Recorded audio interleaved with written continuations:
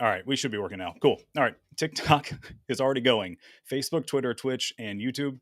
This is our TikTokathon. I'm live streaming for about 4 hours, maybe a little bit longer, and we're here to do fundraising. Not going to push anything else other than we need to continue to raise funds so I can continue to reach more people here in the state. This is an open interaction, having some fun with you all. My campaign manager should be jumping in here shortly, and we're going to jump into some topics. I do want to mention a lot of my attention is going to be on TikTok.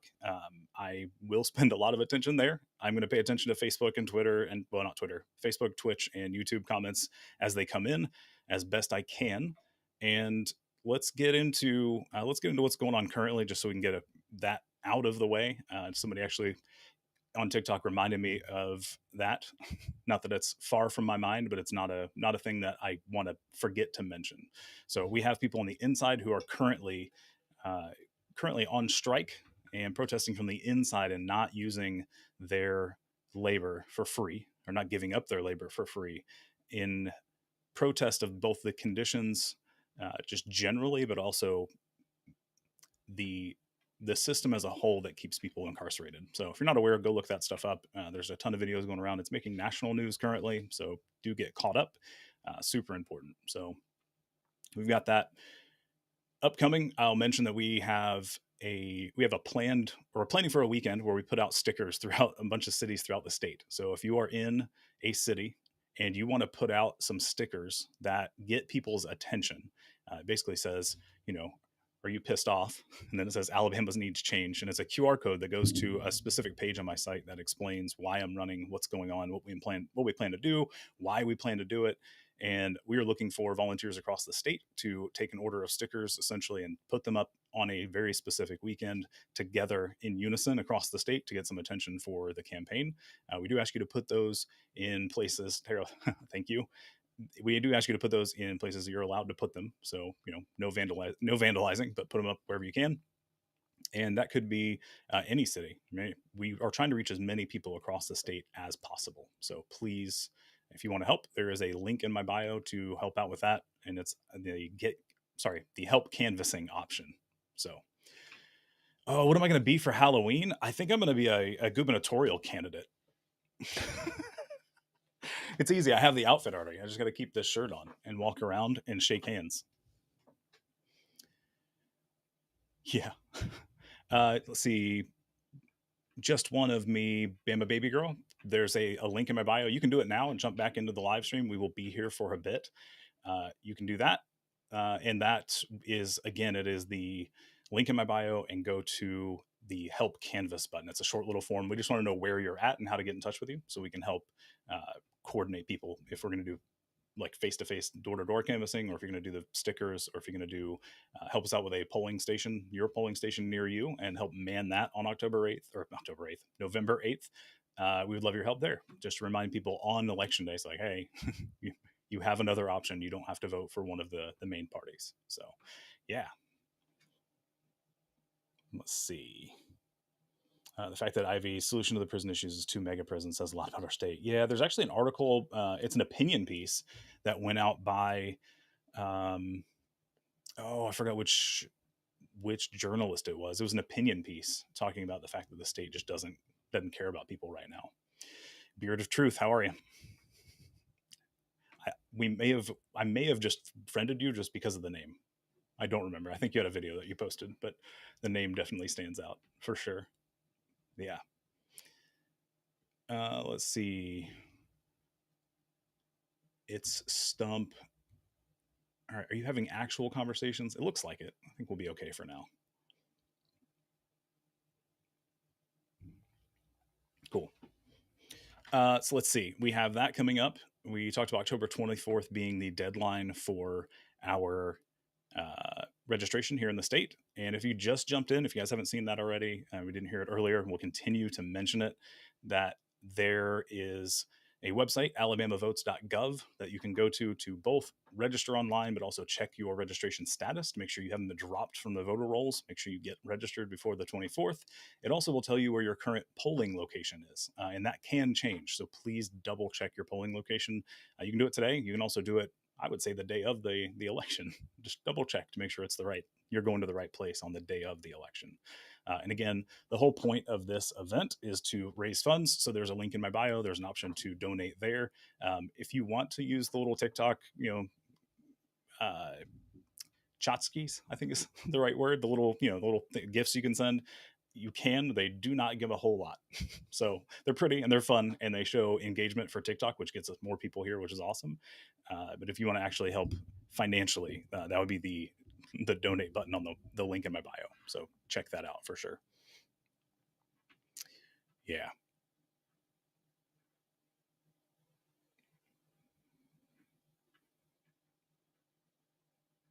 All right, it's Stump. What are we talking about? I think we're having a good conversation on TikTok, and I'm liking it.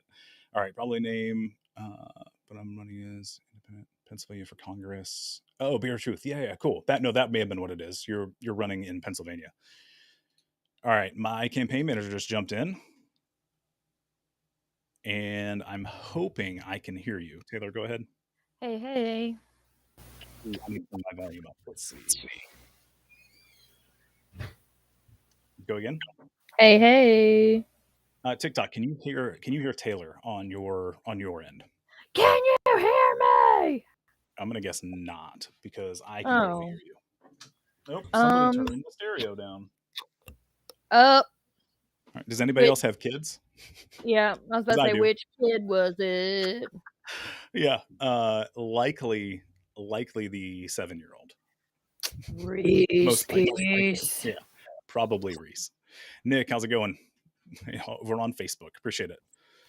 All right. So Taylor, what do we got first? I've kind of gone through the generic rundown. Yeah, okay.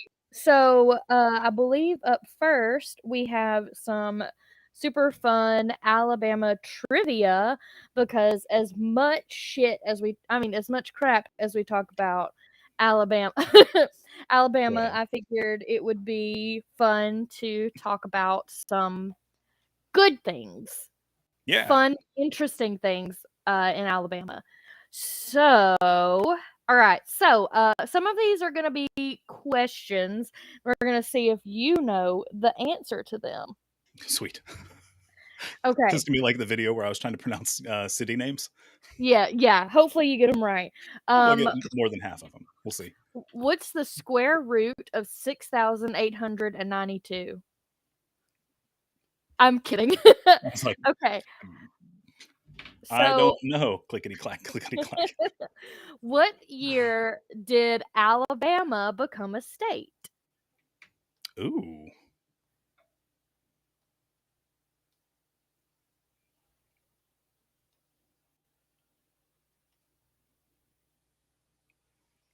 In 5, 4, 3, 2, 1. 1782.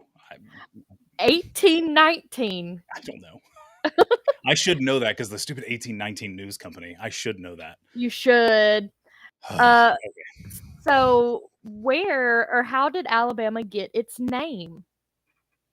Oh, that's off of a native group of Native Americans. Like people Yeah. actually lived here. Yeah. Yeah, Creek. The Creek natives there. Muskogee Creek. Yep. There was a tribe, the Alabamans, and who was the first governor of Alabama? Ooh, a racist? You're not wrong. Does that count? Can I just leave it at that?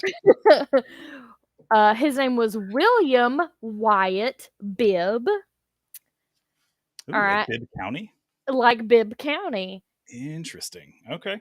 All right. Did not know that. Now you do. The Alabama state flower. Magnolia. Incorrect. What? It's the camellia. Oh, dang. Well, it was one of those two pretty flowers. It's fine. I was close. Okay, so this person is on the Alabama State Quarter, and here's a bonus fact. She was also the first socialist to be featured on a quarter. Ooh, I don't know. I have no idea. Helen Keller. Interesting. I didn't know she was on our quarter. Yeah, it's also I the only quarter don't handle to have change. Braille. It has 'Cause Braille on the quarter? yeah, I believe yeah, it has Braille on the quarter, I believe. No, we've gotta highlight that. I've gotta find an Alabama quarter and make a video because Yeah. that's no, but that actually brings up a point that there's literally special devices that people have had to make to put Braille on bills because it's not inclusive. Like if you want to know what bills you have, if you've seen the the old what the Matt Damon, not Matt Damon, who played Daredevil in the 90s? Who was that? Oh, I have Uh, what is whatever the 90s Daredevil movie? If you've seen that, he had to fold his bills specifically so he knew which ones to pull out of his wallet. But people have actually made clamps or Braille punches, right? Oh, it's Ben Affleck. Thank you, Beard. Ben Affleck. He uh he had to fold his bills specifically, but then in real life, people have made specific hole punches. Essentially, they just raise the bills, and interesting. you can actually put Braille on your dollar bill so you know what your bills are. And it brought up like, why don't we just do that? Oh, that's right, because we don't care. We literally don't Because care about disabled people. So, yes, it does have I just double checked. The Alabama quarter is the first US circulating coin to feature Braille. is it the only quarter to still feature Braille, or is it just the first? It just says first.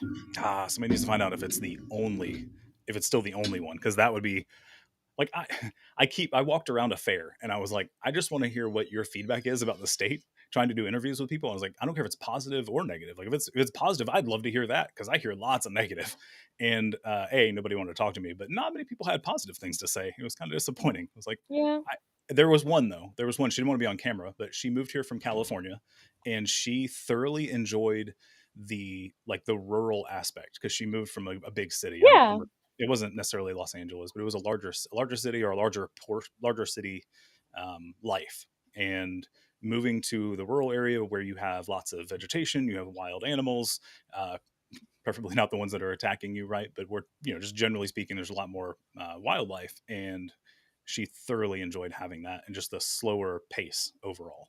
So there's lots of good stuff about our state. It's just what Absolutely. I'm hearing all the time is the negative stuff. So I love hearing positive things. That's great. There you go. So Birmingham was a very quick success, which is how it earned its nickname of The Magic City. yes. Yeah. And what industry was responsible for that boom? Oh, it had to been iron, right? Yes. Yeah. Okay.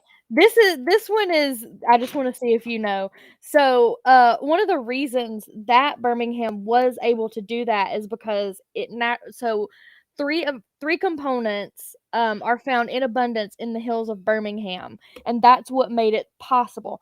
And what are those 3 elements that made I the would, iron boom if I had to possible? guess, it would be iron ore. Yes. Uh, it would have to be probably coal, Yes. and it is Tay Tay. This is my youngest. Hey, Ian. So iron ore, coal, and uh, would it be like natural water springs or something like that to help cool off stuff once it's done? I'm Limestone. no limestone. What does limestone do? I What? have no idea, but All it's right, part of the comments. process. Somebody in the Yes, comments put needs it to in the tell me comments. why limestone's important for making steel or working with iron, because beyond me, and I don't want to clickety clack while we're live streaming. It's really distracting. So, So what is the Alabama state tree? is that the magnolia? Is that where I was thinking of that? No, no, it is Dang it! not magnolia. Stop trying to make magnolia happen, Jared. I know. Little Ninny said it's a fluxing material. So is that Okay. helping to? That's helping to join the metals together. Is that right? I don't know. I think that's what flux is for. It's been a while since I know you have to use it while soldering. I just don't remember what the actual purpose is. I just know you have to use it. But yeah, All the right, state tree, you see it everywhere. It is the most popular tree that we have. Just throw a rock and you'll hit this kind of tree. a pine tree.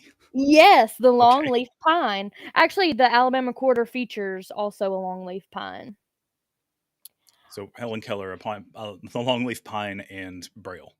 Yes. Cool. Um, okay, Anne Hodges while sleeping inside her home in Sylacauga was the only human in modern history to be hit by what? Oh, that I am 90% sure that is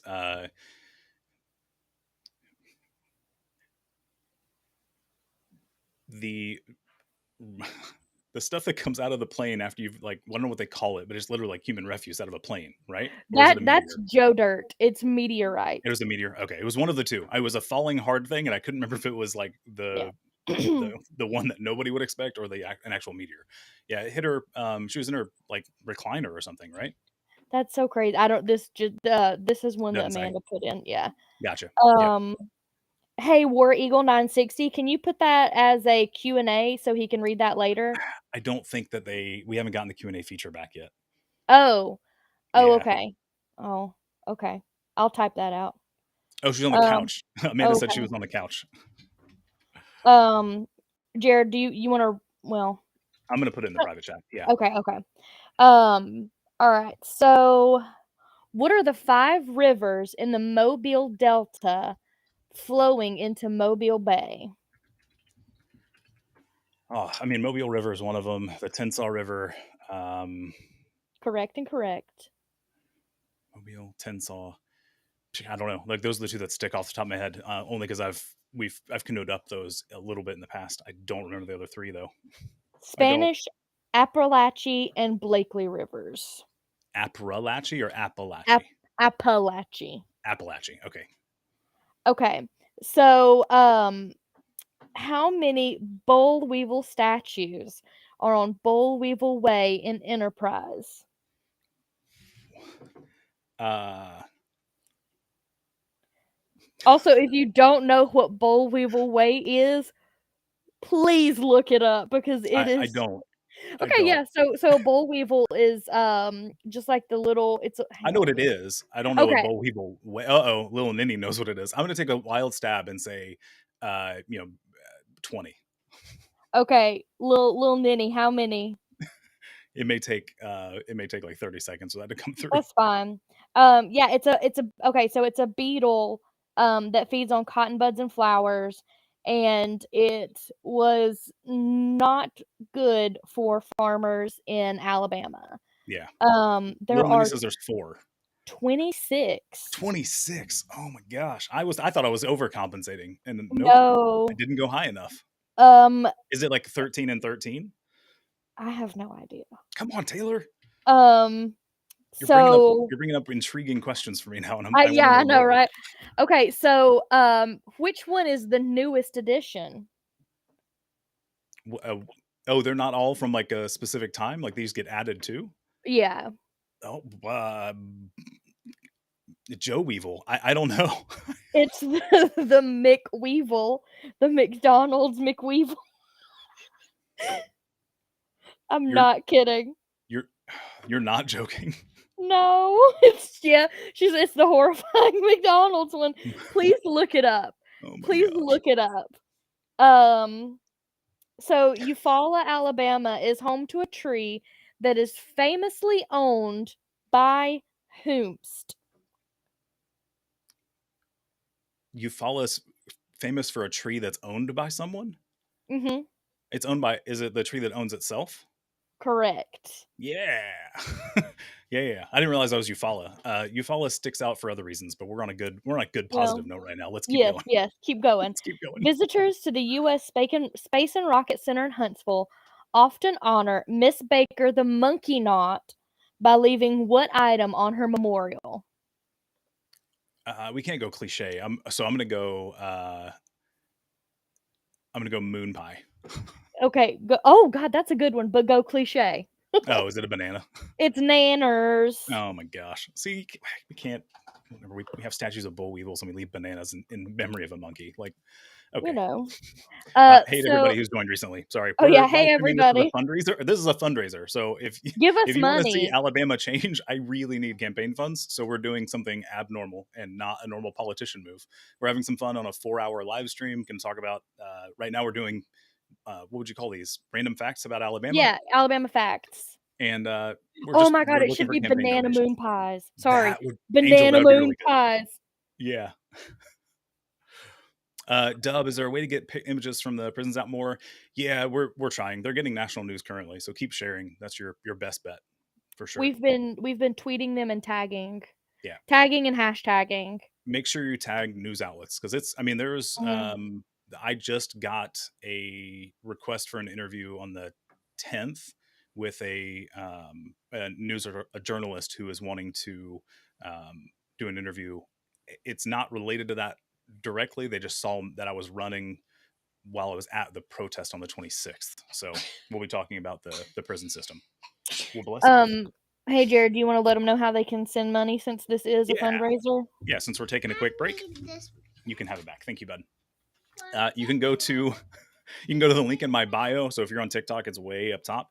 The other platforms I really couldn't tell you, not offhand. And then go to the link in my bio and go to make a donation and pick an amount.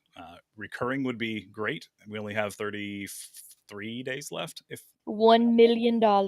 we have not a whole lot of time. So if you want to do a recurring weekly donation, that would be great. Or if you just want to do one time, that's completely cool. Also, every dollar helps. We're in the process of trying to take more visits around the state to visit other people. Angel Song put a direct link to the donor box link there. Also, if you want to copy and paste, if you can, I'm not sure if you can from the live stream, but if you can, go for it. Amanda, if you want to put that link in the other, actually here, I'll do that here.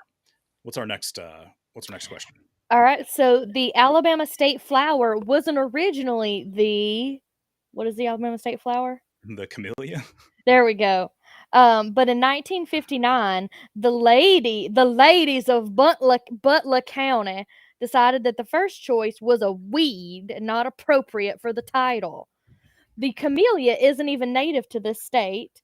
What was the original state flower? And I hate to see these because it means my allergies are going to act up.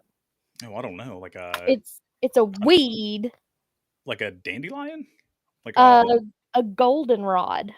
oh yeah. Okay, Yeah, there's actually a really cool. I don't think forester is the right name. It's somebody who studies plant life just broadly, but he is attempting to find as many existing native plants in either abandoned lots or just not lots that aren't being used. So it's not necessarily abandoned, but it's just like, hey, it's a meadow or prairie, whatever, and he's trying to get them protected, if not through the state, but just letting the owners know and say, hey, like you have no idea how special this spot is. Like you have 40 native plants that we know of 3 other locations that these exist in the entire state. So please that's don't really mow them cool. down. Yeah, I can't remember his name off the top of my head, but he's a super cool creator here on TikTok at least. Okay, we'll find him and we'll do a video about him. Yeah, I'll duet or download and stitch or I don't know. I'll find something. Most of his videos are pretty long. Alabama has several nicknames. 3 most popular ones. What are the 3 most popular ones? I mean, one. we're talking about Sweet Home Alabama, I assume. No. No, No, that's a song, look, but, but you I think people mean, don't call it Sweet Home Alabama? yeah. I don't know what you mean then. When I went to Spain and everybody asked me where I was from, I was like, "Alabama," and they're like, "Sweet Home Alabama, Forrest Gump," and I was like, "Yeah." It used to be, or it's on our tags. The first one is on our tags. There little Ninny got it. Oh, Heart of Dixie. Okay. Heart of Yeah. Dixie, the Cotton State, and what's our state bird? Oh, it's a Yellowhammer. So Yellowhammer The State. Yellowhammer State. You got Yeah. one. So in May of 1892, the town of Coleburg experienced the weird meteorological event when what aquatic creature fell from the sky? I didn't know this, but I holy don't know how crap. extreme to go because part of me just says well, you said aquatic Yeah. because I wanted to say frogs, but I mean that they can be in the water, but they're amphibious. So I don't know. A sturgeon. I, So 2 people in the comments said frogs, but it is eels. The answer is eels. eels. Wait, did Eels. we ever figure out like, wait, it was 1892. There's never mind. I was like, did we ever Yeah. figure out where they came from? No, no, Jared, we did not. No, Jared. We were too Um, busy creating our fifth constitution before we had our sixth. uh, Anyway, in Magnolia Springs has the only mail route in the country that is completely delivered from what type of vehicle? oh, that's from boat. You are correct. And apparently Yeah, they think they were picked up by a storm cell nearby. yeah, but like, where do we have eels in like just like lakes hanging out? I'm sure, yeah. Weird. Yeah, Uh, the mail route on the river though is kind of cool. Like literally, yeah, that they is let their cool. boat coast and jump on the dock and deliver the mail and then jump back into the boat. It's wild. You should look That's up some of the terrifying. videos. I don't think Yeah, I could do that. yeah. Um, okay, so Alabama was actually the first state to declare what winter celebration a legal holiday? Let's A see. legal or an illegal holiday? Illegal. Okay, Illegal. making it okay. Yes, legal. I mean, I would have to assume Christmas. All right, let's see if we got anybody Does anybody in in the the chat have it? Because comment. evidently Yeah. I'm wrong. I didn't say you were wrong. Did I say you were wrong? You're like, I just let's see if wanted to anybody in see the if chat can get it. no, no, I just wanted to see if anybody in the chat had a guess. It is Christmas. It is Okay, Christmas. all right. So Uh, Nick Weiner in Facebook or on Facebook said his old high school teacher discovered a ginger plant, like oh, a special breed or like like a native. It's not. We don't have native ginger in Alabama, do we? yeah. Do we? Well, I think it's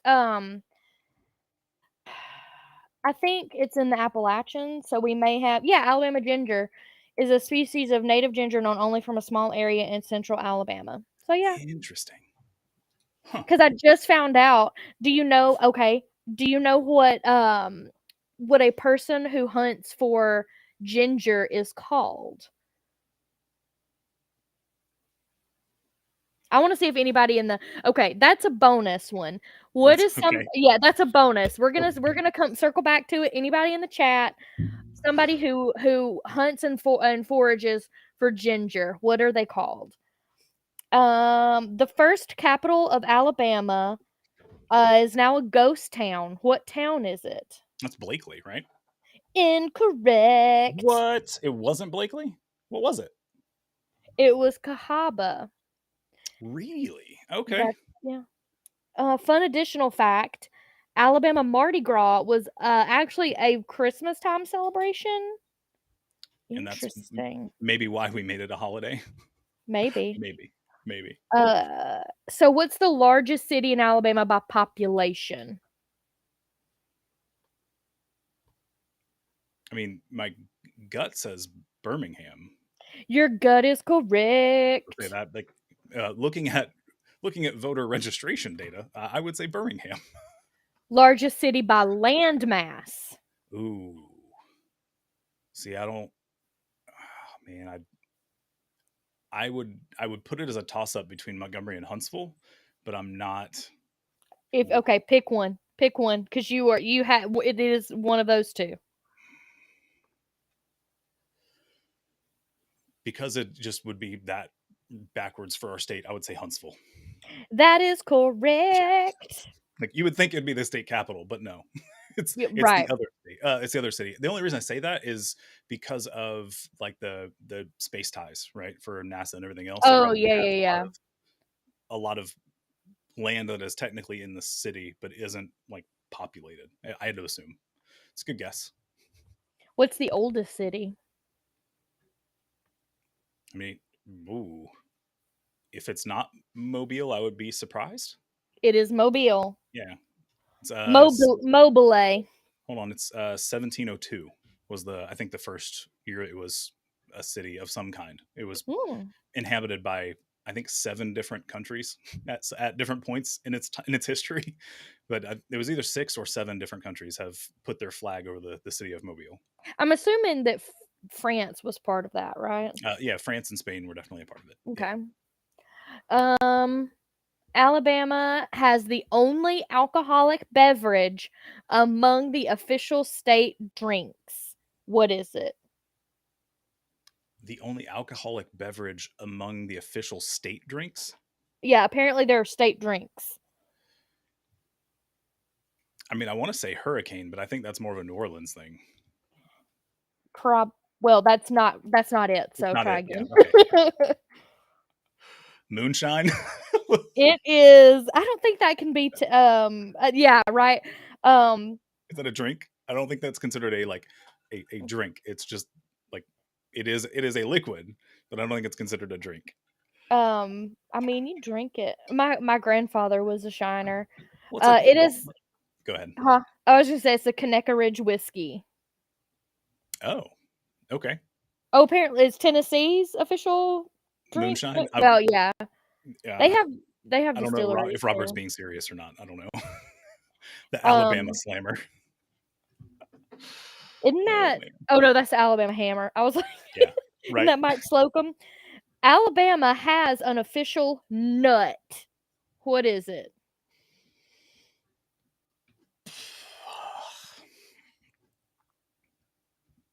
The official nut of Alabama. We're talking about a part of a plant, correct? I mean, Right. I mean, Yeah. it doesn't. Robert. Oh, jeez. That was gonna be my guess, but pecan would be the guess. Pecan or pecan, It however is. you want It to say is. it. It is not pecan. Ooh, it's not. Hold on. If it's not No, no, no, pecan. no. It is a pecan. It is not a pecan. I don't want to Oh, eat yeah, yeah, okay. pecan. Yeah, nobody I wants to got. eat a pecan. I, You get I got you get a real. $1,000 fine in our state for disposing of a pecan. Yes. Oh God. That's Yeah. not a joke. Okay. That's not a joke. No. Are you I wish ready it was. for some? Are you ready for some this or that's? Yeah, let's So go. I'm gonna give you two things. Um, oh, can we have margarita trucks? I mean, I'm for it. It's not. That sounds like a legislative question, but sure. Yeah, I have no problem I with mean, margarita trucks on their own. If we can have food trucks, let's have margarita trucks. Why I not? think in a peckin, Oh no. Amanda said her Oh old no. a peckin. I don't want a peckin either. Mm-mm. Well, oh God. Um, I believe in Louisiana you can get margaritas to go. So we'll have Yeah, to figure out there what are the drive-through places too. Yeah, there's drive-through places. I think the straws have some type of way of showing that they're not opened yet. So it's like, hey, he bought Oh. it, but it wasn't Oh, open. If I recall interesting. correctly, I've never lived there, but I've heard of them. We'll have to we'll have to call up Louisiana and Yeah, see. I'll call up my buddy Jake and Yes. see if he can confirm or deny. As As long as you long keep as the paper on the straw. Oh geez, I thought it was you can like put that back on it. I thought it was something more special than just like the paper wrapper got left on. Louisiana said, "As long as you just tell us you haven't been drinking it, it's It's fine. fine." Oh, the lid has a safety seal, maybe like bubble tea? Oh, where you have to like pop the straw through Yeah, yeah, yeah, yeah, yeah, the little yeah. gap. Yeah, but so Little Ninny, there's a if I'm not mistaken, again, not my state, but I believe you can go through a drive-through and get a drink, and like it's sealed, so you're not supposed to drink and drive still. So their caveat is it's sealed. So trivia love, yes, I am really running for governor, and if you want to see the state change in a progressive way, I would love your help. I could use some donations. Please head It's to the link in my bio. it's daiquiris in Louisiana. It's Oh, they're daiquiris, daiquiri not margaritas. drive-thrus. Yeah. Gotcha. Okay. Okay. Oh, wait, hang on. I think I have the answer to Oh, okay, did we hang ever on. answer the official state nut? What is Oh, it? yeah, it's pecan. Oh, Oh, it it's is pecan. pecan. Okay. I just All right. said it is absolutely not pecan. Gotcha. Also, Trivia. back Thank you. to, um okay, so these look like the straws are taped to the top. Like, you can't just Uh, remove it. okay. So Anyway, so yeah. they're taped to the top, but is the lid sealed also? That's what No, this looks like just a regular ass just a regular lid, just just a regular solo cup, like not solo cup, but the clear. Actually, they yes, might still like be what solo you cups, get right? like a soft drink, clear lid where they pop down the top to tell you what it is, so you could just lift, sip, put it back down. Yeah. Why not? Oh, no, good, Um, it's fine. Also, remember we're still waiting on to see I didn't see if anybody, knew what somebody who hunts for ginseng is called. Oh, I don't think anybody tried to answer it. They didn't. Does anybody know what someone who hunts for ginseng is called? Okay, thin fries or thick fries? Like crinkle cut, thicker fries. Okay. The correct answer is thin fries. I would disagree. I, I like them crispy on the outside, but yet still like soft on the like on the inside, so you can get that crunch. Oh, it may have been ginger. I think I said ginseng. It's fine. It's Somebody who hunts ginger. somebody that hunts ginger. We're looking for their title, like their role. What do we call them? But definitely thicker, It like is steak fries. ginseng, I'm just stupid. Oh, it's ginseng. Okay, It's little ginseng, Remy, I'm dumb. just blame Taylor. She's wrong. Blame me, I think I said ginger. It's Wow. ginseng. Imma just go ahead and close up shop and go to bed. Cool. Alright. Can you pass the questions to somebody else? Does somebody want to take over? Ginseng. Who hunts ginseng? Okay, as far as movies go, do you prefer comedies or dramas?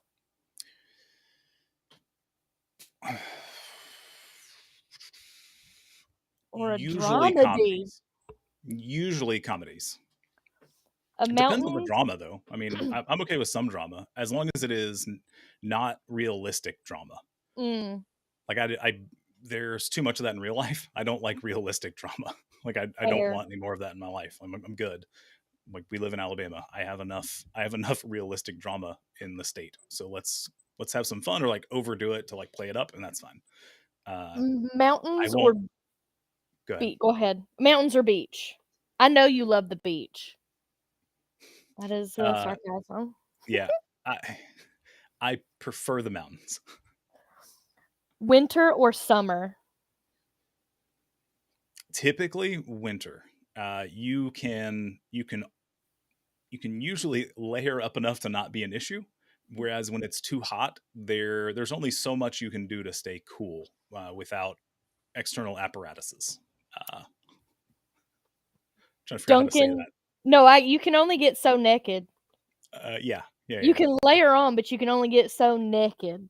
yeah. Um, And the big problem is here in the South, like it's already humid, so your body's natural ability to like sweat and remove heat it is doesn't work. like gone because it's already saturated. The air is already saturated, so it doesn't really do its job. Yeah. Dunkin' Donuts or Krispy Kreme? I know you're Ooh. gluten, but if if gluten wasn't an issue. Yeah, if I was gonna take some glutenies and chance the headache, man, it depends. So if it's in the morning and I can have some coffee, Dunkin' Donuts, the cakey donut is really good. If it's just a random snack, I really like Krispy Kreme donuts. Because They're really Krispy good. Kremes are amazing. Have you? Uh, Okay, this is a question for the chat. Have you guys ever had a Krispy Kreme bread pudding? oh Because god, that is delicious. no, but Imma Next have time you're to make in one. South Alabama and you are near, they're not affiliated and they're not a sponsor, but Lulu Buffett, if you want to sponsor me, that would be fine. Uh, Yes. she, they have a Krispy Kreme bread pudding on their dessert menu Oh down my in Gulf Shores, god. and it's good. It's That sounds really good. amazing. Oh, what now? Yeah. Okay, everybody, we have to go Yep. to Lulu's and get a bread pudding. 'Cause that sounds amazing. All right. I'm just saying. Look here. Here's the deal. Uh, when elected, the way we celebrate is to rent out Lulu's, and we're gonna we're Yes, gonna all have Krispy Kreme bread pudding. Krispy Kreme bread pudding on Jared. Yeah, yeah. Well, on the campaign. On the So in campaign, order to do okay, that, you have to donate. So I need you guys to go to the link in my bio yeah. and donate to the campaign. So, do you prefer morning or night? Night by far. I am not a morning person. No. Um, Pancakes or waffles? Uh, like regular pancakes or waffles, probably waffles. If I can swap to Swedish pancakes or crepes, as most people call them, I'll do great. I'll do crepes every time. Waffle House or IHOP? Ooh, probably Waffle House. I really want Waffle House. Oh, Cho so something I saw the other day, it was actually they were talking about making pancakes, but they made pancake spaghetti. So they I would they saw would that. they'd make a they'd use a I don't even know what it was. It wasn't a ladle, but they had it and they made strips of pancake, put it in a bowl, and then drizzled syrup and powdered sugar on it, and made Ugh, pancake spaghetti. And I was like, oh, that, yes, please. That sounds, now I want yes. now I want pancakes. Chocolate or vanilla? Like ice cream. Well, I mean, you don't just like eat vanilla though. It's like you can eat chocolate, but you Well, don't just just eat vanilla. the So the flavor or, whatever. I, I mean, it I'm depends. being inappropriate. Ice Uh, cream or cake or whatever. What flavor do you prefer? ice cream, vanilla typically. So we'll go that. We'll go vanilla. Okay. Cake Uh, or pie? ooh, pie usually. Amanda, not like a funnel cake. So it's not deep fried. It's literally on a flat top, and it's just like done in strips down the flat top, so that it cooks like a pancake, but in like little tiny strips. So you can then plop it into a bowl and toss it with syrup. Although I will say, uh, pie and cheesecake. So Oh. cheesecake with pumpkin pie on top. That was really good. I had that at, where was it? It was somewhere up in Birmingham before we moved back down here. It may have been at Cheesecake Factory, but they had a double stacked like cheesecake on the bottom and pumpkin pie on the top. I think that was delicious. That sounds amazing. And now I want one. Or a pumpkin cheesecake. It's the right time of year. It's pumpkin Uh, spice season. it is. Video games or books? Typically video games. Tacos or wings? Ooh, we're gonna assume hard shell tacos, so I'm gonna say wings. Wh- uh, I made it easier on myself because I couldn't choose. okay, soft shell tacos or Oh, come wings? on! I purposely made it easier for myself because I No, couldn't choose no. between. Uh, Probably still wings. Iced tea or hot tea?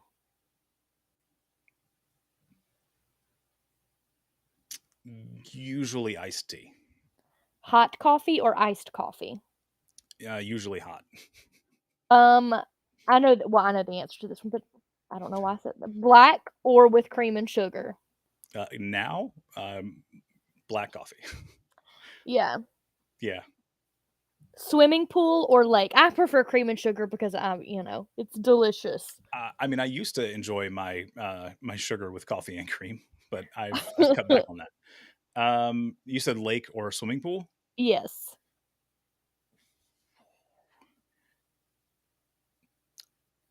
Assuming like well kept on both, we'd go swimming pool. Lakes freak me out because I can't see the bottom. I don't know what's It's in there. fair concern.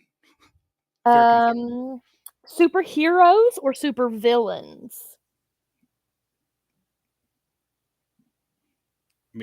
Just generally speaking, superheroes. Okay. Boat or plane? I've flown very few times in my life. I've been on boats much more often, not intentionally, just having having grown up in Fort Lauderdale. I spent a Having lot of time. grown up. Yeah. Hey, look, having grown up in Fort Lauderdale, I was on boats a lot more than I ever went on planes. I think I like boats more. Yeah, planes are terrifying. That's the correct answer, Jared. Fusacklys, Fusacklys or Raisin Canes?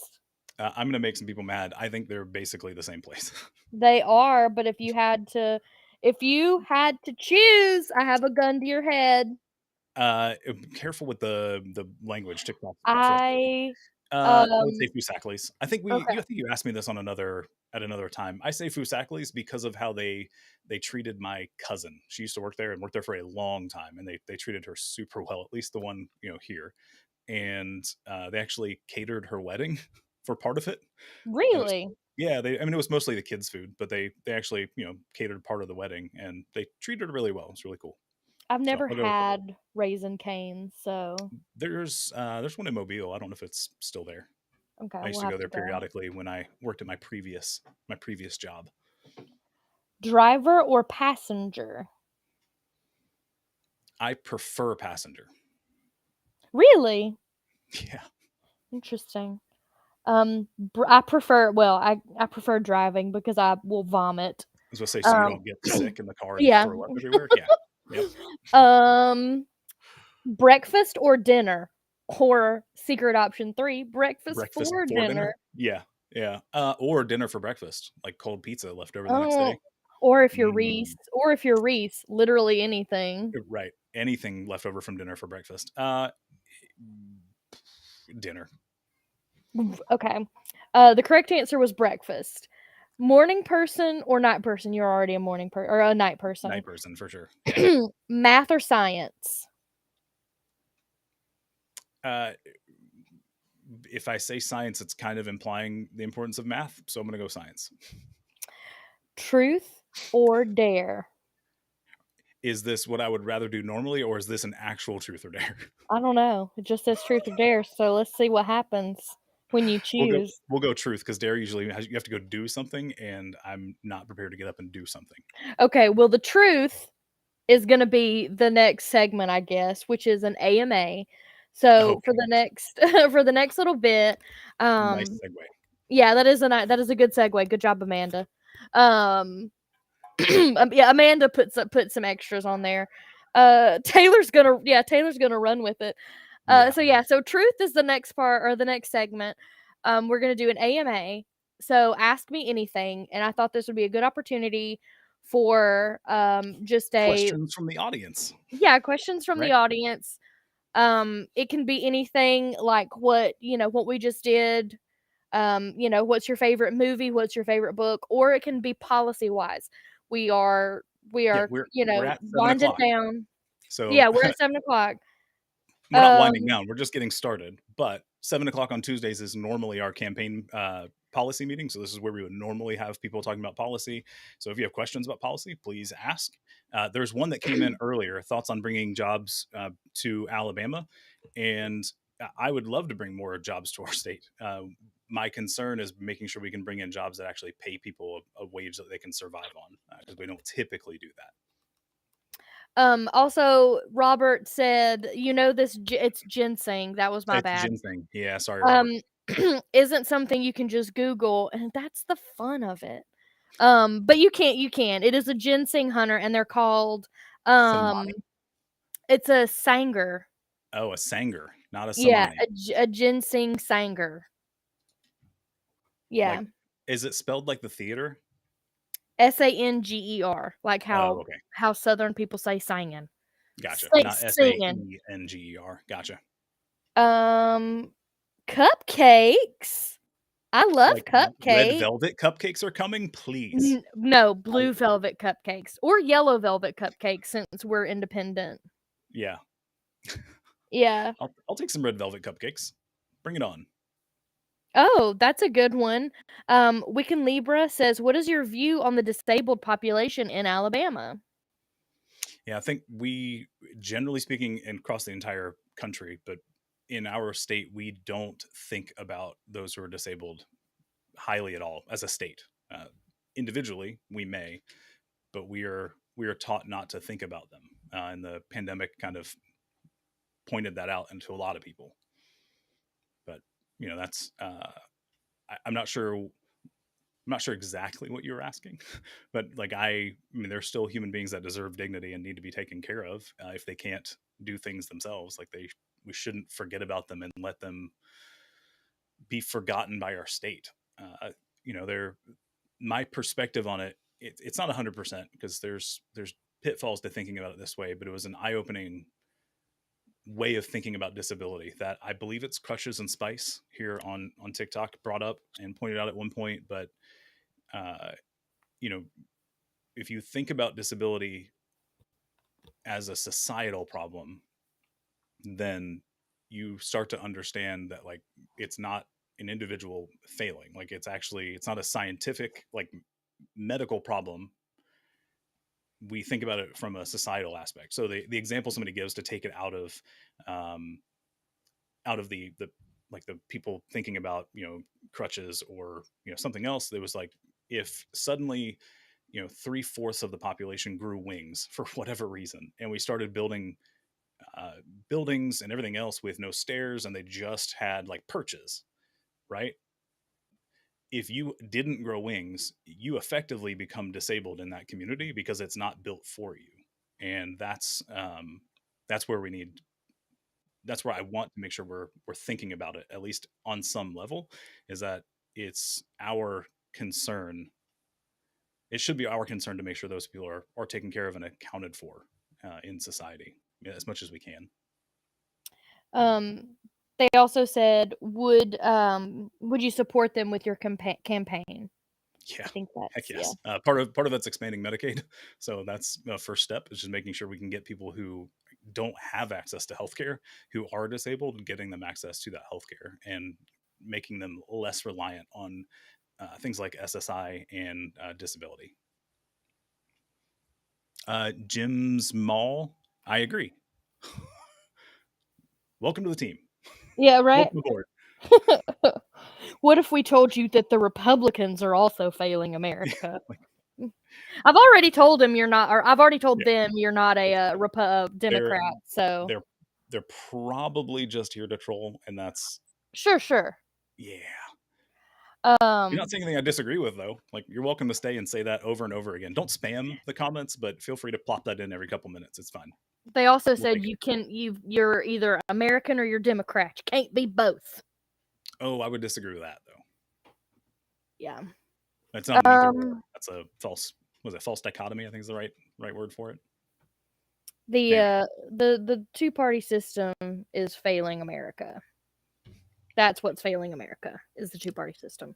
and part of that is just the fault of the way we do our voting. I mean, we do the first past the poll, so whoever gets past 50%, or not 50%, whoever gets most votes, right?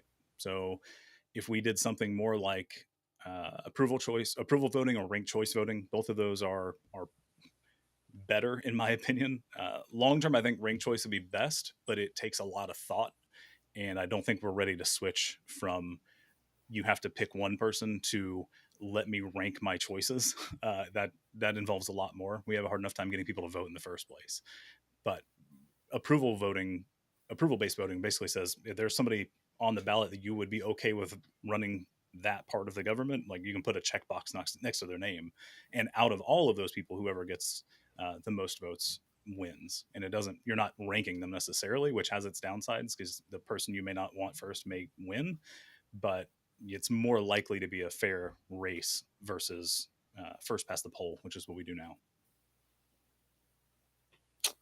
And there you have it. Yeah. So, for anyone new here, do you want to tell them Thanks, Kathy. why you're running? Yeah. So I decided to run for something, not through the organization because I don't do statewide races, but I decided to run after finding out that our state spent or allocated rather 20% of our federal COVID relief money on a plan to build new prisons. At the time, it was 3. It is now down to 2, and people are fighting those because it's a horrible way to spend our state resources when we can't keep the ones we currently have even doing the thing that they're not intended to do, but we say they're supposed to do. So we say they're there for corrections and rehabilitation. They are not there for that, but they don't even do that well. So we don't need new facilities right now. We need to make sure the people that are currently separated from society and need to be separated from society are safe and taken care of, and reduce the number of people that are currently incarcerated as much as possible, and get people that are not a danger to society back into society, get them back with their family, get them back with their loved ones, get them back, back into society and not locked up in a box to make profit off of them. So that's kind of what got me to run in the first place. Nobody else wanted to say that we still have slavery in our state, and it was frustrating. I Money. think Taylor, did you drop your phone? Oh, I took my headphones off. Oh, gotcha. Okay, I just Can heard you a still hear giant me? like, yeah. We heard Okay. the click of the headphones being unplugged. Oh, sorry. That's okay. What would you have done with the money? Oh, I mean, there are a lot of things that could have been used for, including, helping out with actual expanding healthcare access for people and making sure hospitals stayed open. We could have used it on actually like giving it to actual people in the state who needed it for, let's say, rent or mortgage payments that they couldn't make because they were out of jobs because of the pandemic. I mean, there's lots of places we could have used it that I can't say every other state, but most states used it for, and any of those would have been a good choice versus what we actually did with it, because that's technically nothing yet. We haven't spent it. It's still sitting. It's been allocated and we've signed contracts, but it hasn't actually started yet, which is infuriating. Amanda, when's the next Break Every Chain rally? Good question. That is policy related and prison related. So thank you.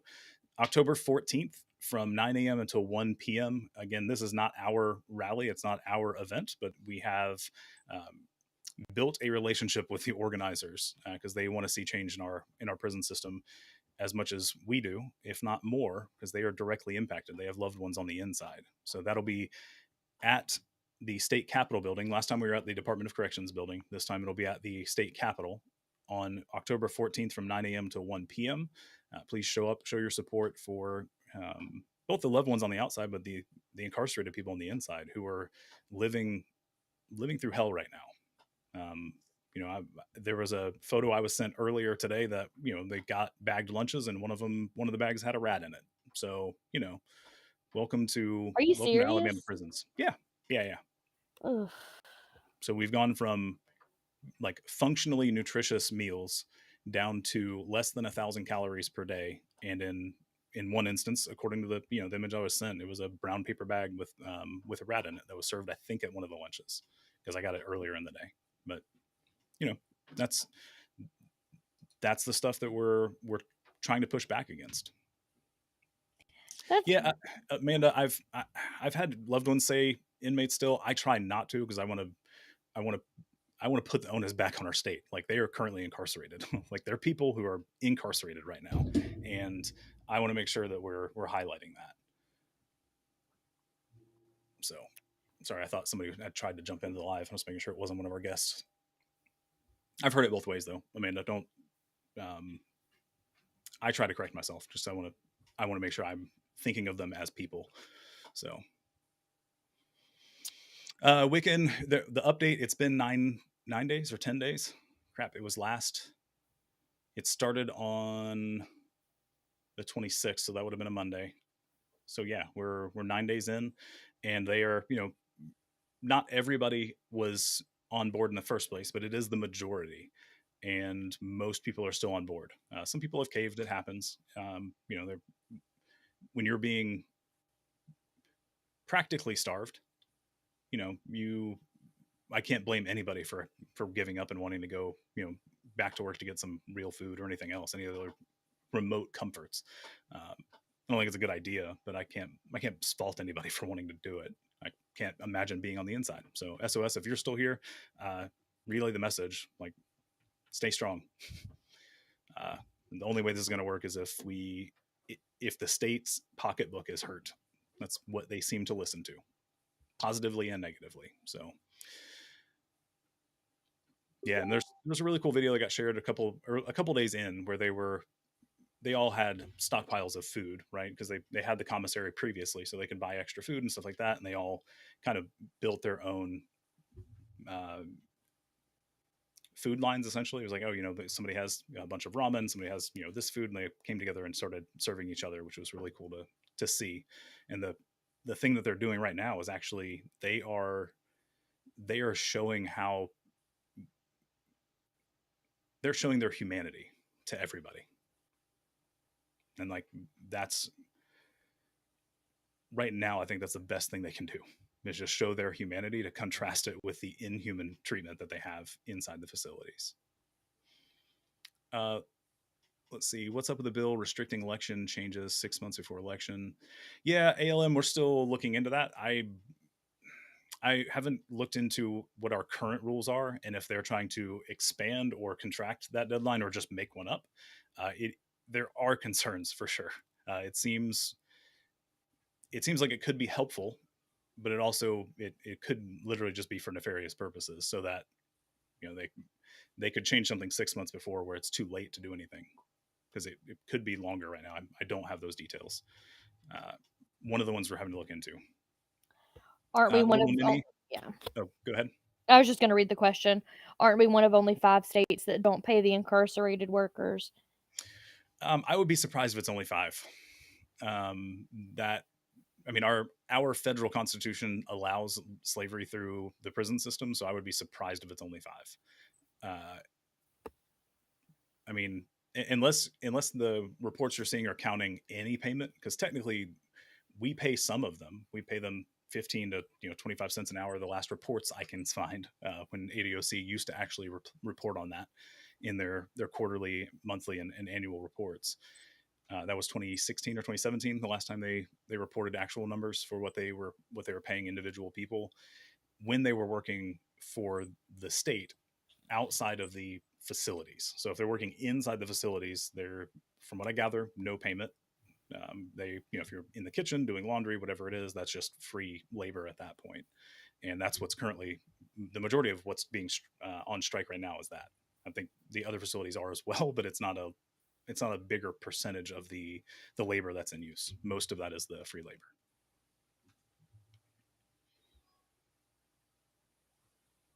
Robert, you brought up a good point. Alabama barely pays regular employees. What makes anyone think inmates would get paid? You and I are on the same page there. Our state actively stopped lower municipalities or smaller municipalities, cities, counties, from raising their own minimum wage. Birmingham was trying to. They were trying to raise their minimum wage to, I think, 10, and then going to go to 11 and $12 an hour back in 2016. And the state immediately passed legislation to say, no, no, no, no, no, you can't do that. You can't have a higher minimum wage. Like, you have to follow state and federal laws, and the state doesn't have one. So literally just follow the federal law. $7.25 an hour. Same thing it's been for over a decade. They, yeah, it's it's It sucks. concerning. Oh, Go yeah. ahead. Yeah, I just said it sucks. That Well, was not eloquent. so it's concerning. I mean, and it seems on its face, it seems almost like conspiracy theory level, but we have people that on purpose built the Constitution to restrict access to governance to Black people at the time. Like that was its point, and they did it as uh, as openly and opaque as possible. And that sounds contradictory, but like they did it through law, so it would be hidden but in plain sight. And that's one of the reasons we have such a long constitution, because we put everything back into it so that you have to be in power to undo it. And guess who has never been and will never be in power in our state if we don't change something? And that would be Black people, because they've had their access restricted. I saw a stat yesterday.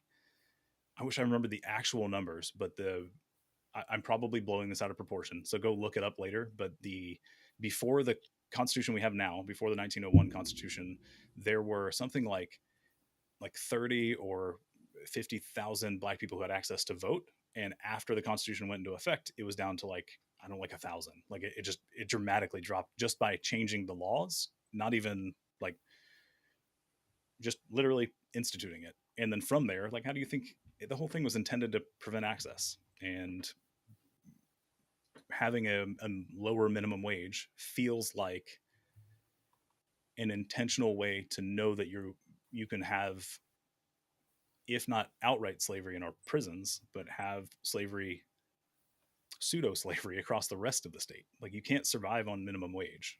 And it's frustrating that the state was like, hey, I don't care if the city wants to, you're not going to, you're not allowed. It seems conspiratorial, but the more I learn, the less I think that. What is what is the most shocking thing you have learned about Alabama?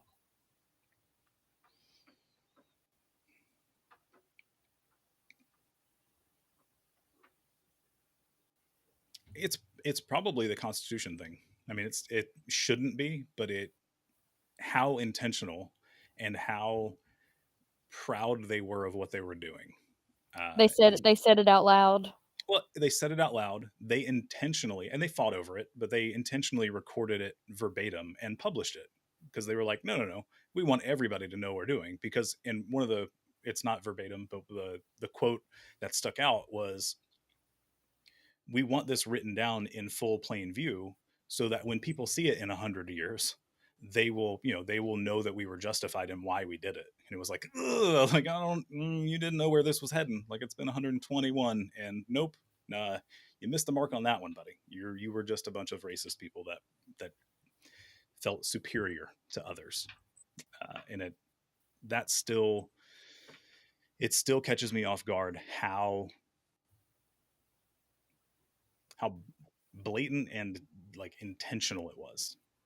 Again, I was, most of my education came from the state, and it was intentionally altered by a group of people who wanted the South to look, the Confederacy to look better than it was. And it's no doubt now why it's such a surprise, but it shouldn't be. Like, that's, they they fought a war over it. Like, why it shouldn't be surprising that they would try to instill it into law. It still catches me off guard to know that, that the 120-ish people, however many it was, that were there for the Constitutional Convention, like the majority of them, not all of them, it sounded like some of them, trying to read language from 121 years ago, but it sounded like some of them were trying to push back, but they didn't have the power. So, Let's see what we got here. quick reminder: this is a fundraiser event, Oh yeah, so yeah. if you can, please head to the link in my bio either during the live or directly after. We will be here for a few more hours still, so you're not going to miss a whole lot. You can head to the link in my bio and donate. That helps us get the word out to the rest of the state. That helps us travel, helps us buy stickers, helps us buy pens, helps us pay for food while we're out. It's going to help us buy some Krispy Kreme bread pudding once I'm elected into office and we have our big party. It's going to be a fun time. So, All right, let's. Nathan, yeah, well, Nathan brought up, he said, on the other hand, they've made it very easy to point out how bad it is from our perspective today. Uh, yes. And it brings up a contentious point right now. I'm waiting on somebody to schedule a meeting with me because I've brought up this point publicly, and a few people who have worked on the current recompiling of our Constitution. So we're voting in November on a recompiling of our Constitution, not a rewrite, but a taking our 778 amendments and the 400,000 words that are in our Constitution and rearranging it so that it's easier to read, and removing laws that are no longer in place. So things that have been, amended out, or, are, I can't even say unconstitutional because we still have some federally unconstitutional laws that are going to be in our Constitution still, because why not? And that's the compromise that was made for this. The one thing that they are currently trying to tout as a positive is that they have removed the exception for involuntary servitude, which should remove slavery in our state. It should fix the prison free labor problem. I don't trust our state to actually change that.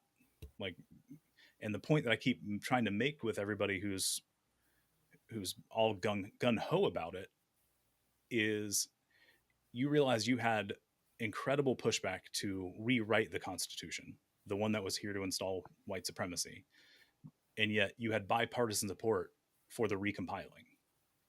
It's like one had like staunch like pushing back, like, no, we're not going to do it, and one was like, yeah, sure, let's do that. Like, what? They're not worried about removing the language. The laws are still there, and I wish I could. I wish I felt that the removing of the exception would actually make a change. And there are people that may be watching this who are currently incarcerated because we have contraband inside of our prisons. If you are, know that I don't like that you guys, like, I hope that's clear. I don't want you guys in there working for free and being taken advantage of and exploited. I just don't think that change is going to do anything. I think it's going to hide what's happening and make it less clear that that's what's happening. And most of the people that I've talked to, who are not in law, have agreed that removing the language doesn't do enough. It's not a win. And it's frustrating because I think it's going to be helpful to have it recompiled and make it easier to read because it's dumb right now. But it sucks that we're putting in a thing that's going to make it easier to say, well, we just redid it in 2020, and look, it's not even racist anymore. And it's like, is it? Like, isn't it? It still is. The intent is still there. So that's where I'm at. Taylor, I think you're answering Wiccan, so I think we're good there. Cool. Yeah, it's a batch of 10 for 16, right? No, it's a batch of 16 for 160. They're 10 Oh, each. man. I So got that close. backwards. Yeah, So well, just to answer your question, go ahead, Jared. no, I was going to say for people on other platforms, if you want to order a batch of yard signs to put up around your city, you can order a batch of 16 for 160. That does help the campaign slightly. If you're wanting to do it for awareness, please do. If you want to do it for supporting financially, please just use the donate option. It doesn't give us a whole lot. They cost us 126 for that batch and we charge 160, so it doesn't give us a whole lot of resources, but it does help raise awareness. So if you're doing it because it's a yard sign and you want to put my name places, please do that. Link in bio. Get canvassing supplies is the button, and then there's a couple options in there, including like flyers. You can download the PDF and print those off and hand them to people. There's a color version you could have printed off and put inside of local businesses. If they're willing to have my flyer up there, that'd be awesome. All right, Taylor, what do we got?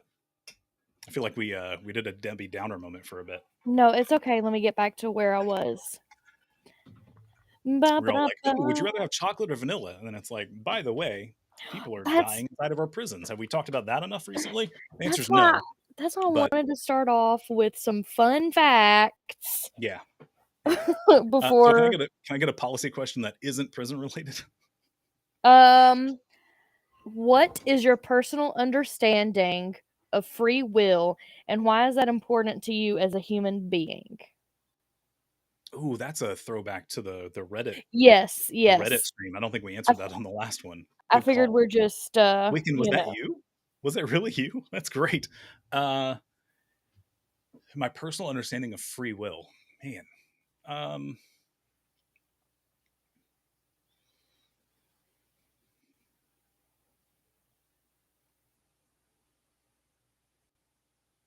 God, I don't know that we actually have free will in the normal sense. So like we our decisions are from the psychologists that I listen to. I'll say that because I'm not a psychologist.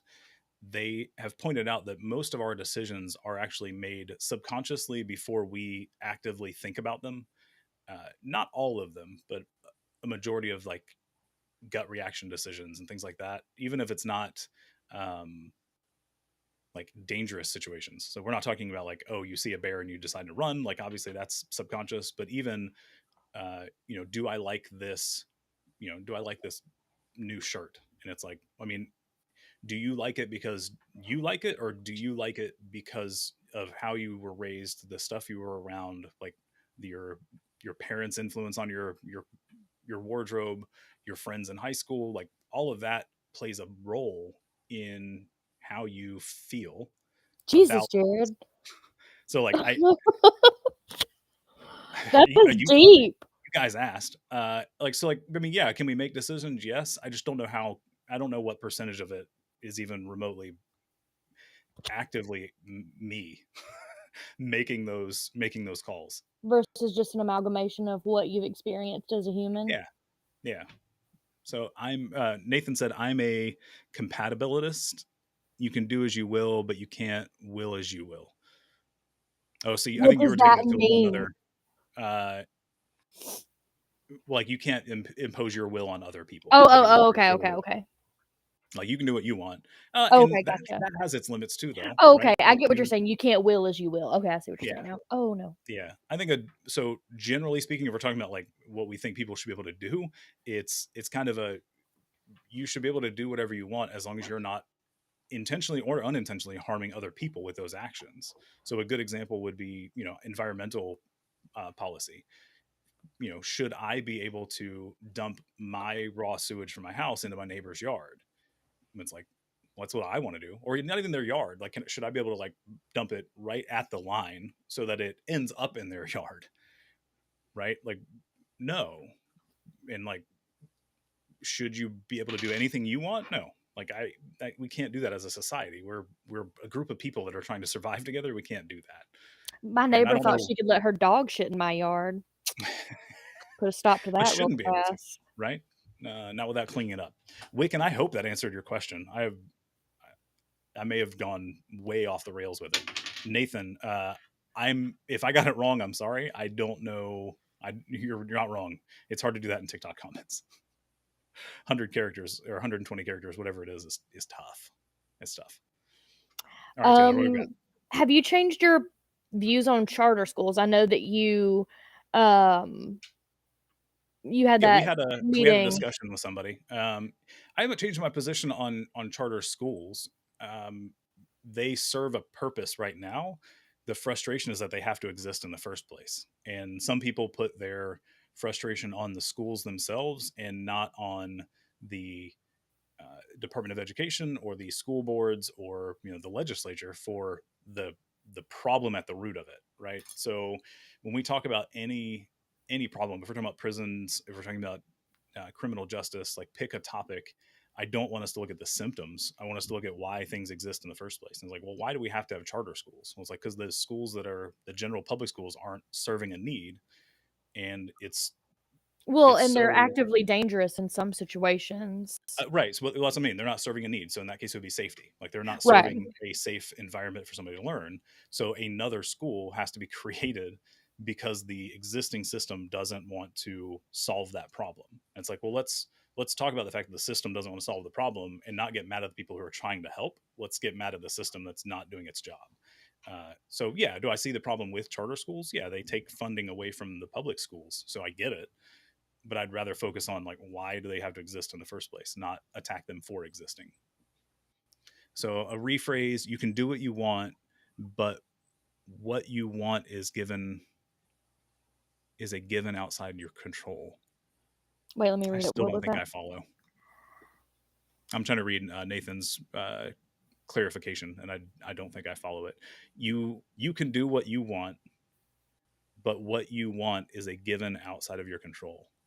Oh, I think we were saying the same thing then, right? Like you can kind of do Ow! what you're wanting to do, but what you want to do isn't actually in your control because it's outside influences. I think we're saying the same thing. I didn't know how to name. I did not mean to Interesting. holler into my microphone, but the kitten just tried to decapitate me. So, Gotcha. that was apologies. Um, oh, Oh predestination. no, Jenna, not predestination. The idea is that your wants and likes are an accumulation of your experiences. Now I'm curious about your thoughts on predestination. I mean, in what way? Like if we're talking about just how you're going to live life, like again, it goes back to what you've experienced and what the things that you've gone through. So I mean, Do you believe in, well, I guess bringing up religion is probably not a good idea on yeah, Twitter. we're gonna. I've made it a point not to bring religion into That's the fair. campaign because too many of our No, yeah, well, that's and I don't just mean uh, the other gubernatorial candidates, just in general in the South. Too many people bring it up, and there are too many various religions, and I don't want any one of them to think I think less of them for what they believe. So my pagans and my Wiccans out there, I support you. You should be able to do what you want as long as you're not harming other people with those practices and beliefs, and that's true for all of them, uh, not just the ones that I happen to mention just then.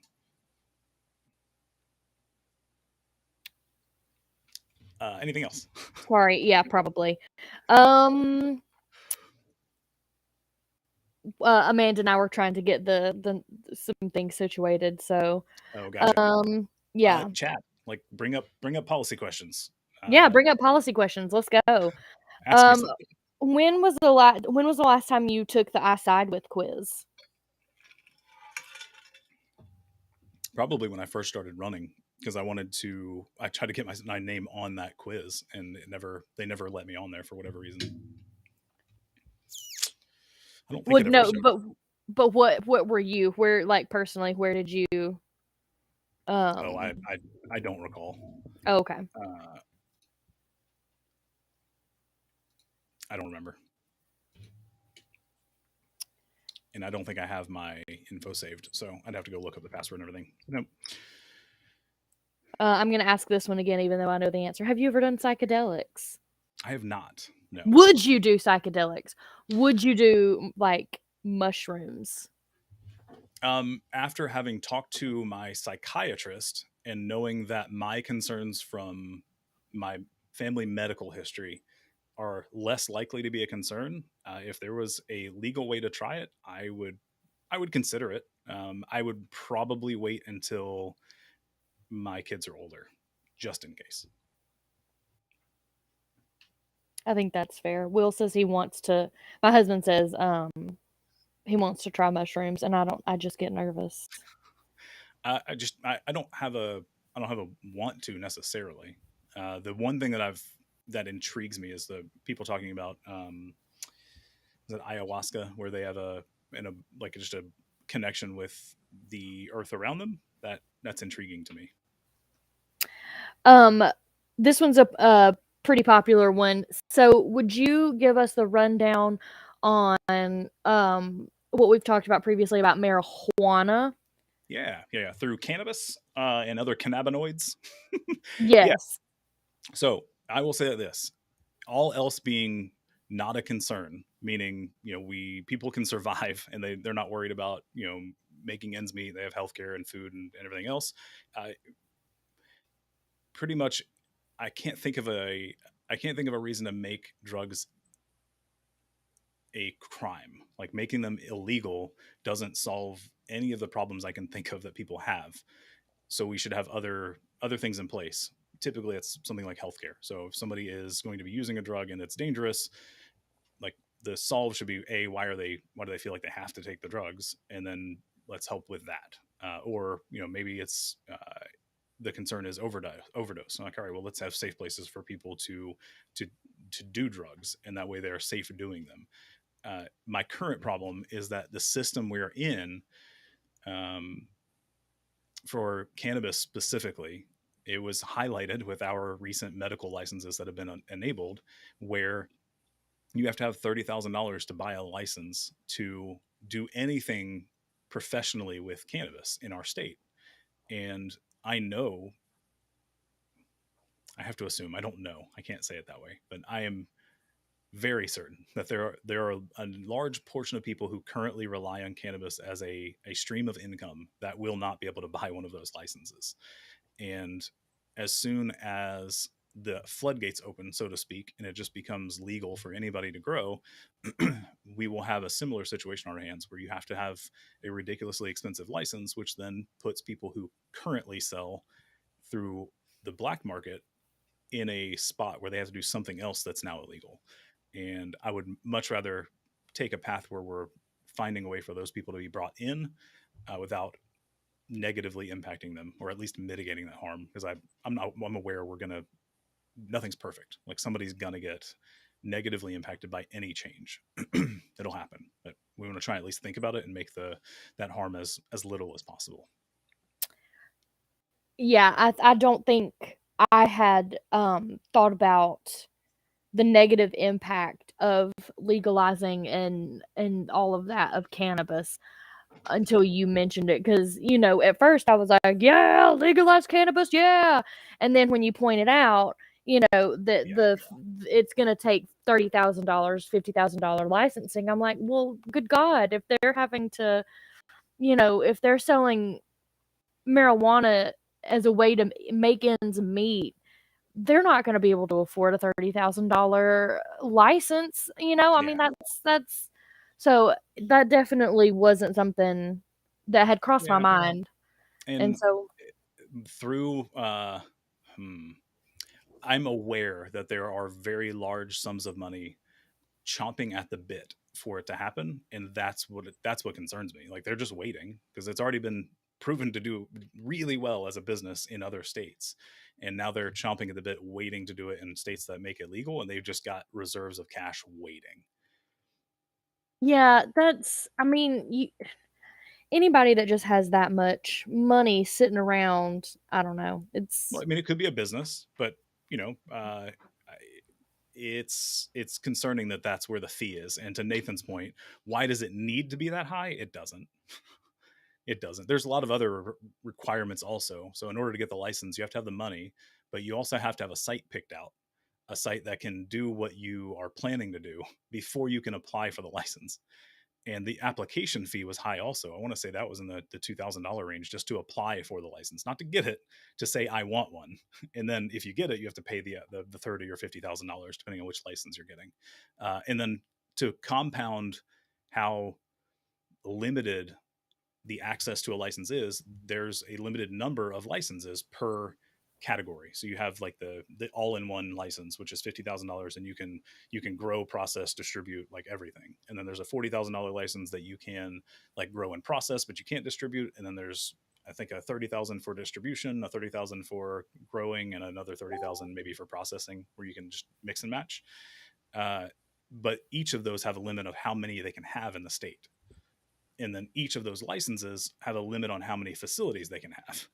So it seems like this was planned for specific people already and is not intended to actually open it up for anybody to start growing, producing, or distributing medical marijuana. So, and my fear is it would be the same way if we did it, just broadly speaking. I'm not opposed to it, but I don't think our state is in a position to do that in an equitable manner that isn't going to hurt people. do you know what the this may be a unanswerable question, but the ramifications of somebody getting caught with with weed that they purchased.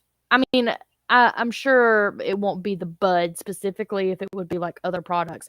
But say we get to a point where Alabama will sell the green plant.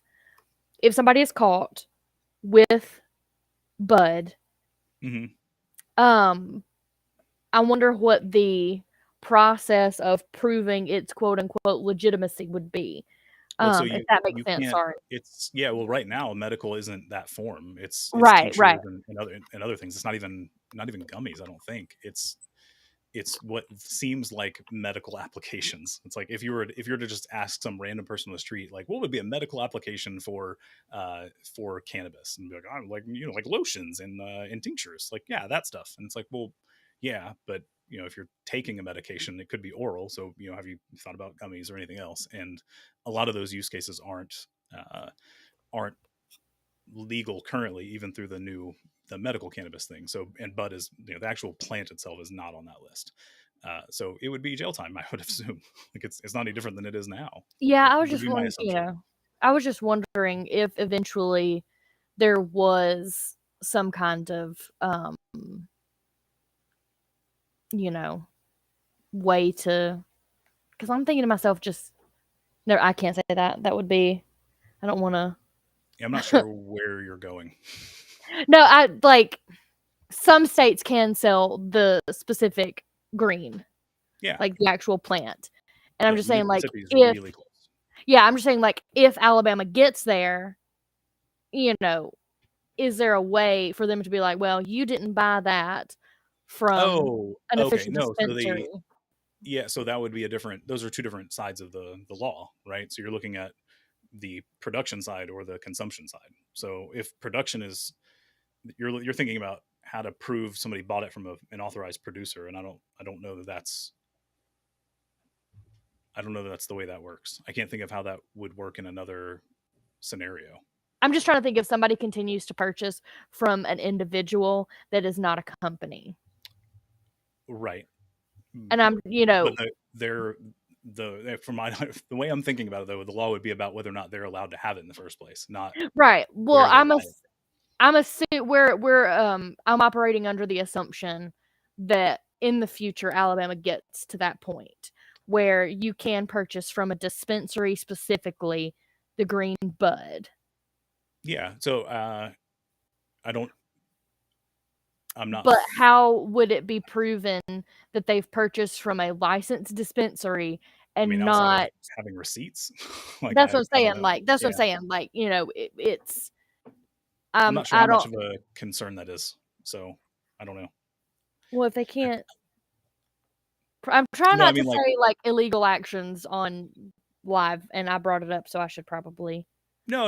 I'm not sure what the uh how often does that happen in other cases? I guess is what I'm getting at. Like yeah. you, I'm trying to think of Like, if it's illegal to be and in like, if Billy Bob doesn't have a license to sell, right. No, but hear me and out. So if you uh if you bought a car from somebody that was if you bought a stolen car from somebody, like the they wouldn't be stopping people who had cars and saying, where did you buy this car, right? Because if it's legal, like they wouldn't be stopping every person and saying, where did you buy this car? Now they might be tracking the car and saying, hey, that's a stolen car, so let's where okay, did you get yeah, it, how did that that's happen? true. That's But like true. I don't see the logic behind I was just in my everyone brain, having to prove where they bought it. yeah, in my brain, I was just wondering yeah, that's a good point. In my brain, I was just wondering if it was traceable back Yeah. to Billy Bob, you know, that way, possibly in the future, individuals wouldn't be put out of a job, Yeah, you Jenna know, brings if up. It's actually that's a much closer analogy. Thank you, Jenna. Let's go with food trucks because those have some oh, specific yeah, okay, rules, yeah. right? So you bought some street food from a food truck, and they don't actually have a um, a commissary with a local restaurant. Like, are you going to get in trouble for eating your your taqueria or whatever? Like they're not going to say, hey, where did you buy that taqueria? Was it a legal restaurant? It's like that's not a thing that generally happens without intentionally trying to target somebody and get them in trouble. And that's a whole other problem.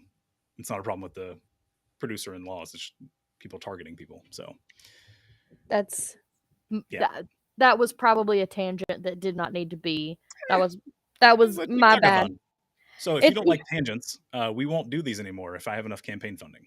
So if you'll there go to you the link in go. my bio and and donate to the campaign if you can, uh, we would appreciate it so that we can continue to make trips across the state and order pens and stickers and all kinds of fun stuff for the campaign to continue to get my word out or the word out about my name. If you do not want to hear me um wax poetic about um Hypothetical weird scenarios where hypothetical somebody weird might get in trouble for buying scenarios, things from an illegal manufacturer. Yeah, donate money. Jared needs yeah, $1 million. and then I would be less than a fourth to where my incumbent is. Really interesting. Uh, 2 million came from one donating organization, Yeah. and the last time I looked at that stat, which it's been a while because I haven't that it's not worth keeping up. Uh, that was half of the contributions to that campaign at the time. He's Nathan said donate to shut them up. Yeah, pretty much. Donate to shut me up. I tell you what, if I get an email notification that we hit, $2,000 tonight, we'll just shut it down before 10 o'clock. Into it. So if you want me to stop talking, donate. If you don't want me to donate, or if you don't want me to stop talking, donate also. Just Donate also. If you we don't have to want hit us to shut up. if you have to we have to hit $2,000 exactly for me to stop talking. If it's below or above, we keep going all the way home. All right, Taylor, what else we Um got? okay, so we're going to wait for some AMAs to come in, Okay, but do we want to talk about some spooky history yeah, let's do it. while we're here? Okay, so I mentioned Sloss Furnace earlier. Um and that was kind of so Sloss Furnace was responsible for the boom in Birmingham.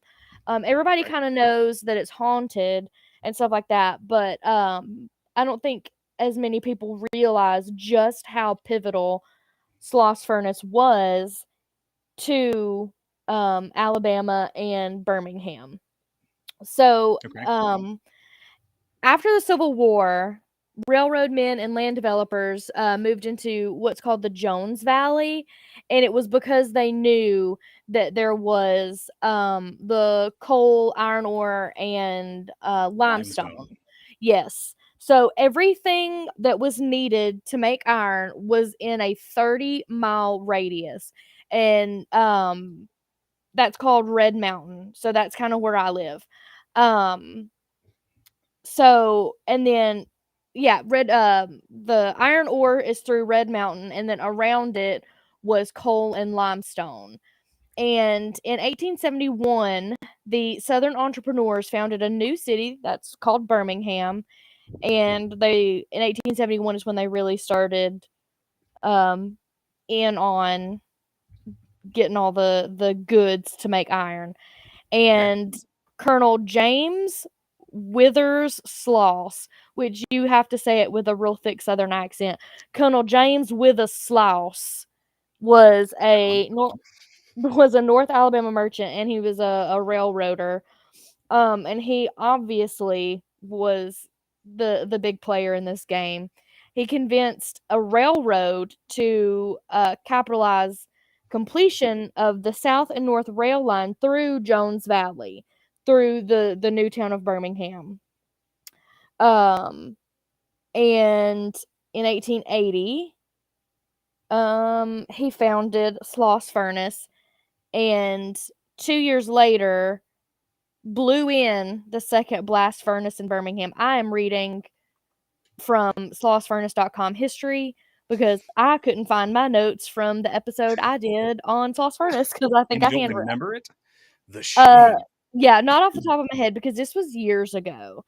I thought I had them written out, but I think this was back when I was handwriting my notes, Gotcha. and you And would that notebook's be gone. yeah, that notebook is gone. Da, da, da, da. Um, Construction of Sloss's new furnace began in 1881 when ground was broken on a 50-acre site that had been donated by um, the Ellington Land Company. And actually, I'm going to pause here and ask Jared another trivia question. Uh-oh. What what god overlooks Birmingham? It's Vulcan. It is Vulcan, Yeah. also hey Ian, Yeah. also known as Hephaestus, the god of the forge. Hey, um, tell him Woogie is making dinner. Oh, Poogie's making dinner. Uh, All right.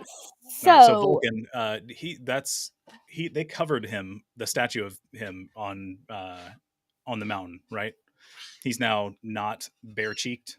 oh, I don't know. I think. Let's see.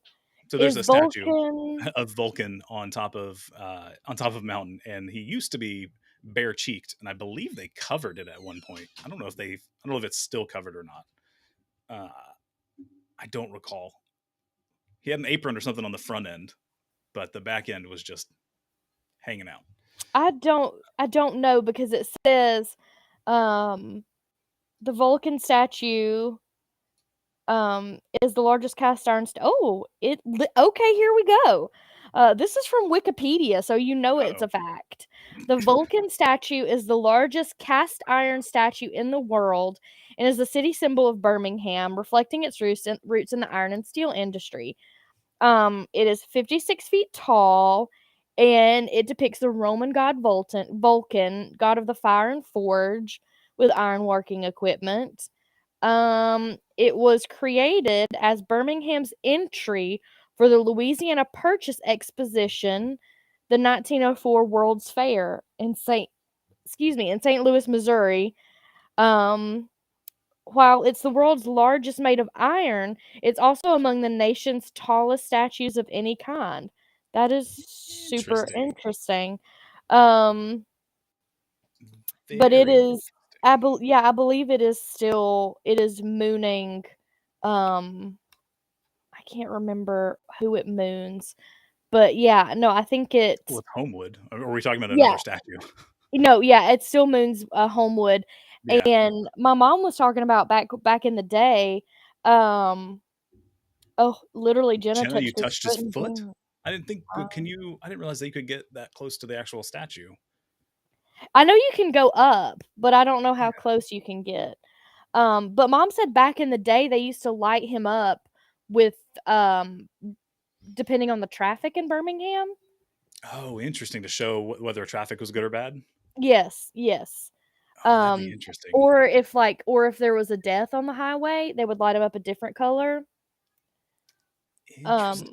yeah, it was super interesting. It's a fun way Um, to use a say it's fun. It's a unique way to use a statue to relay information. yes. Oh, they have his extra foot in the Okay. museum part. Okay. An extra foot. An extra foot. Yeah. So that was that was the so that's kind of how Sloss came to be, and it like Magic City, that's how it got its name because it was kind of really fast. So one of the urban legends that may or may not be true, apparently the observation deck is right below his backside. It is. So you can look right up at his cheeks. Um, one of the one of the urban legends from Sloss is that someone named James Wormwood, also known as Slag, was the foreman of the graveyard shift, which is obviously near sunset or between sunset and sunrise. Right. And he had a skeleton crew of about 150 workers that were going to keep that were to keep the furnace fed. Okay, so we all live in Alabama, and we all know the pleasant weather that Alabama has. Very mild summers, Jared's face. Yeah. It's Um, wonderful. ver yeah, it's wonderful. Very mild summers. So, um, think about 100-degree humid Alabama heat surrounded by fire and metal and iron. It's effing hot. Yeah. And And they it didn't was have the cool not aluminum, there but the was no reflective. Yeah. They didn't there have was those no things. air. Yeah, and there was no air conditioning. Like, Right. there was no air back then. Um, and temperature, like, during the ridiculous summer months of Alabama, which last from, like, March to November, temperatures were upwards of 120 degrees. Ugh. Um, yeah, 120 degrees, and you're working near fire. So it's a very concentrated heat. So you're just Right. surrounded by fire. Um and apparently lack of sleep plus the heat and a lot of smoke and low visibility made working the furnace a living hell. Um and obviously it was the people who were very poor and desperate worked there. And it was if you can guess, it was predominantly immigrants or people of color that worked there. Yeah. And and they were forced to live on site too. So, I mean, like, cramped houses on site, and at any moment their boss could wake them up, rouse them from their sleep, and be like, come on, you gotta there's a steel emergency. So was it a company town also, or was it just the I think it was on a very small scale. I don't think it was as okay. big as you would think, but it was like, yeah, but I think they had like the company store. I owe my soul to the company store. Yeah. I didn't know if Yeah, they like they issued company money and everything else. I know that was a huge thing in coal towns. I didn't know if it happened here in Birmingham for the iron workers. No idea. I'm not like, as far as Coal Town goes, I'm trying to think if I know of any old coal towns. I don't think I know of any old coal towns. Um, but I mean, plenty of poor coal miners that lived around here. Right. Um, yeah, Nathan, no air, everyone suffocated. It was awful. Um, Spoiler alert: everybody died. Like, Um, okay, so Cindy said we need prison reform and we need a lottery for education so we can keep our money. Do we want to, Yeah, we can talk about it. Yeah, yeah, prison go reform. ahead and I'll come back to, Yeah, so for reform, I don't think is a strong enough word. So we long term, we need to be rethinking what we think of the justice system in the first place, because it doesn't, it's not there for rehabilitation. It never has been, not in the system we're currently using. Uh, so I don't think reform is strong enough of a word, but I agree that we need change, because currently people are literally dying inside of our prisons. So on the same page there. On the lottery, like if we're talking about a state-run lottery, um, because you're talking about doing it for education, I push back on that. And on a personal level, I don't like the idea of our state implementing a revenue stream that disproportionately affects the impoverished communities that we say we're trying to help with the education system. So I get your want, and you're wanting to have more funding for our education system. But if we're talking about coal, it's actually a really good tie-in. So Cindy, perfect timing. If you're talking about funding and coal, like we could actually tax existing larger companies more to keep our revenues here. So someone like um, Warrior Met, who is actively in, I'm going to call it in bad faith because I'm not a part of their union. I'm going to say in bad faith negotiating against their miners who've been on strike for 18 plus months, and yet are raking in $300 million in the last quarter. And like, that's the things, like that money is literally leaving the state, and it's not like it's just going to other countries, or well, maybe other countries, other companies who own parts of that company, and other individuals who own stocks, and it literally just leaves, and it's never coming back. I would rather do things like that, rather than put a focus on something that's going to disproportionately affect the poorer communities in our state, because statistically they spend more of their income, not more dollars necessarily, but more of their income on the lottery as an escape and trying to get out of poverty. And it's there are other ways to get money. So I would rather do that. I think that's definitely also something I didn't think about when before you talked about it. I was like, yeah, lottery, woo, money, but didn't think about the implications. So if everybody made a living wage, I wouldn't care. Like, I wouldn't care. It's not against the gambling; it's against the unintended effect it has on our communities that already get overlooked. And like, we can't continue to do that. We have to think about them intentionally, because our Constitution is built to not care about them. So that's, you know, we've got to fight against that at this point as best we can. Agreed. Yep. All Cindy, right, I hope that so helped. I know people don't like hearing that answer, but I think we could do better. um back to slag. So we're just gonna answer questions, AMAs as they come in, and just Yeah, talk about spooky Alabama stuff. sounds good. So if you have a favorite spooky Alabama story, you can Is put it in the Gilly still in comments. here? Is Gilly? Are you still in here? I saw you pop up a minute ago, and I was in the middle of the conversation, so I didn't say hey. I don't know if he's still in here. I think he got off. If you're here, put in a friend or put in a guest request. we Who's we may Gilly? have a special guest. I don't know if Gilly's still here though, Alrighty. because I want to hear how things went in Coleman over the weekend. Hopefully, I thought that better was than this expected. weekend. Oh, it is this weekend. That's right. So it hasn't happened yet. Never mind. Uh, anyway, go ahead. Spooky stories.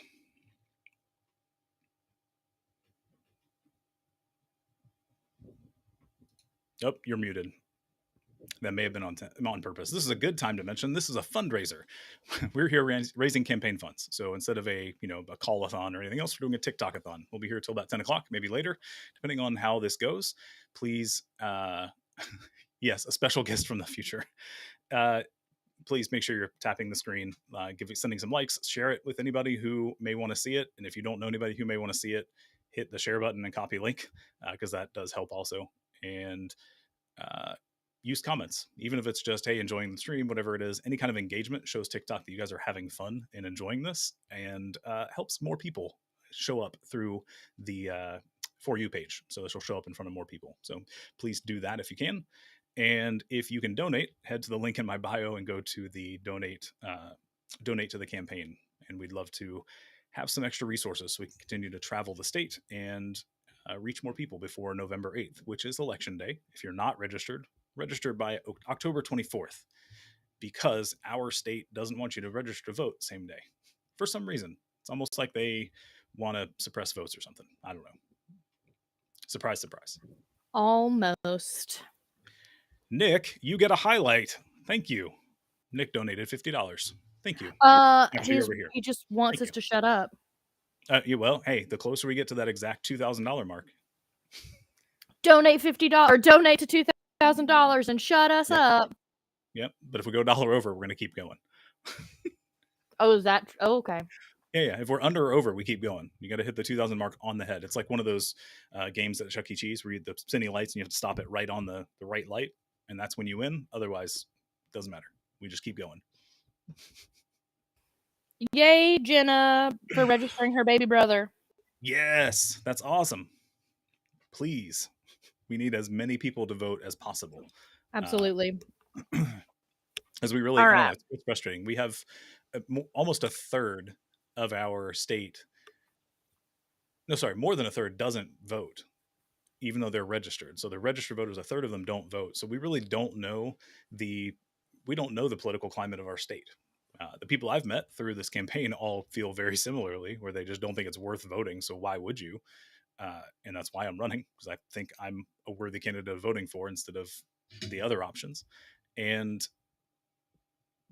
we won't know until a larger percentage vote. So even if you're not going to vote for me, please vote November 8th, so we have a better understanding of where our state's at. How many people didn't vote? I mean, it was, hold on, 37 and some change percent. I don't remember the exact number. I don't have the number, but a ton. 62.8% cast a ballot of some type, whether it was absentee or not absentee, sorry, whether it was mixed ballot or straight Republican or straight party Democrat votes.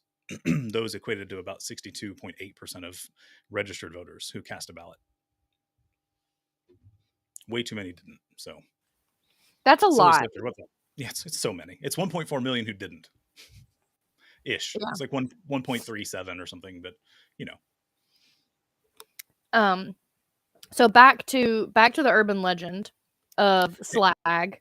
Hey Nathan, check to see how they feel about the situation with the prisons, because that has had people on the opposite end of the spectrum for me who are supporting my campaign. So you never know. Check to see check the temperature and see how they're feeling about our state right now, because there are plenty of people who do not like the current option, and if they're on that end, they are very unlikely to vote for a Democrat, and I'm a viable option at that point. So anyway, there are also some people who are one issue voters, and sometimes that one issue is the prison system, and it's swung them over. Yep. All right, so you were going to bring something else up? Yeah, I was just going back to the excuse me, urban legend. Okay. Hold on a second. I'm going to take a drink of water. Okay. Nick, did I check out the podcast you recommended? If you'll tell me the name, I will let you know, because I have a lot of podcasts in my phone right now. So I don't know if it's one of those. And I'm back. So during Wormwood's reign, he would make his workers take dangerous risks in order to speed up production. And I mean, the whole thing was dangerous to begin with, but he was kind of making them go above and beyond the dangerous duty. 47 workers lost their lives during his shift, which is 10 times more than any other shift in the history of the furnace.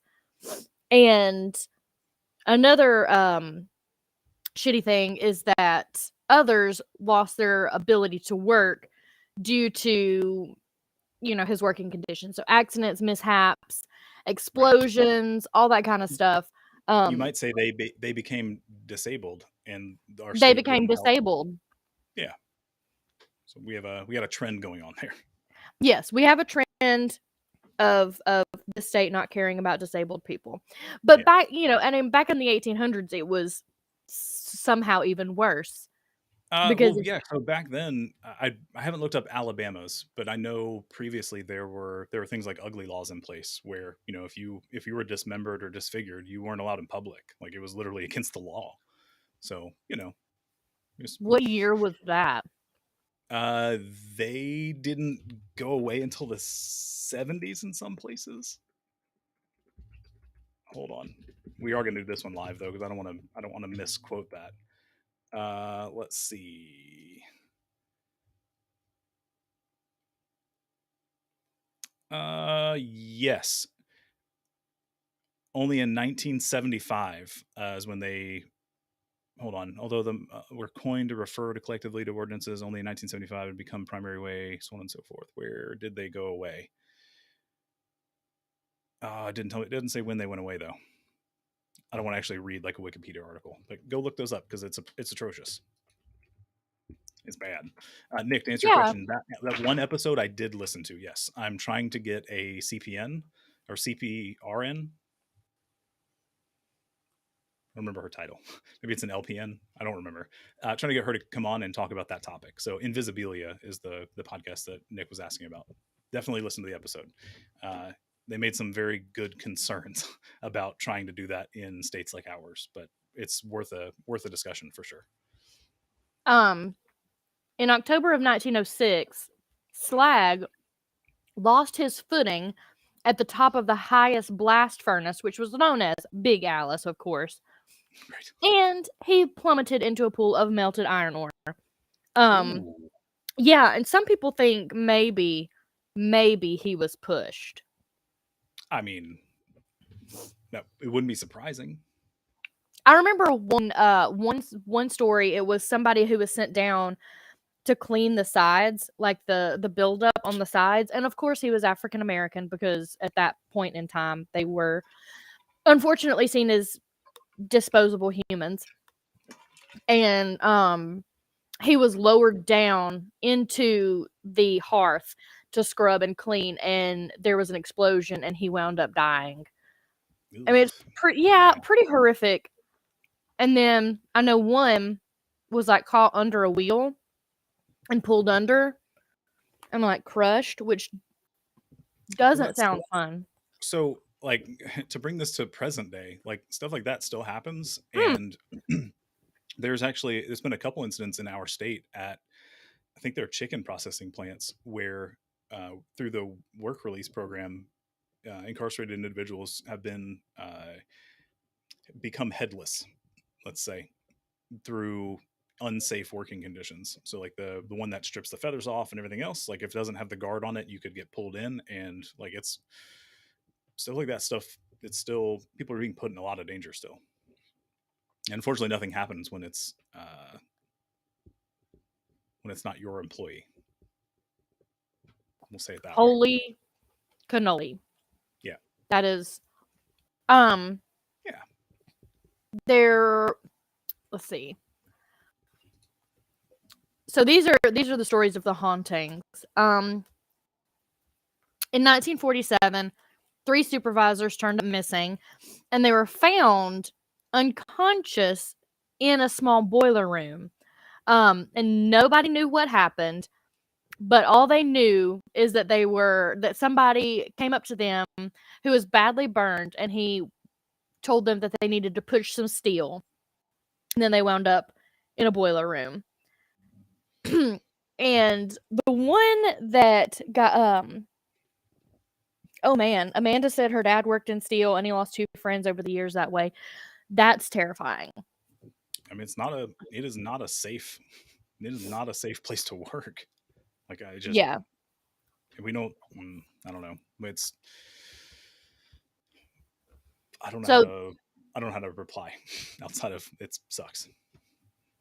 um, one of the most horrifying haunting stories is, um, So it closed in 1971, and the night before it did, the night watchman was taking a stroll, and he saw a demon, half man kind of thing, um, who tried to push him up a set of stairs. But of course, the night watchman Blumenthal was like, absolutely not.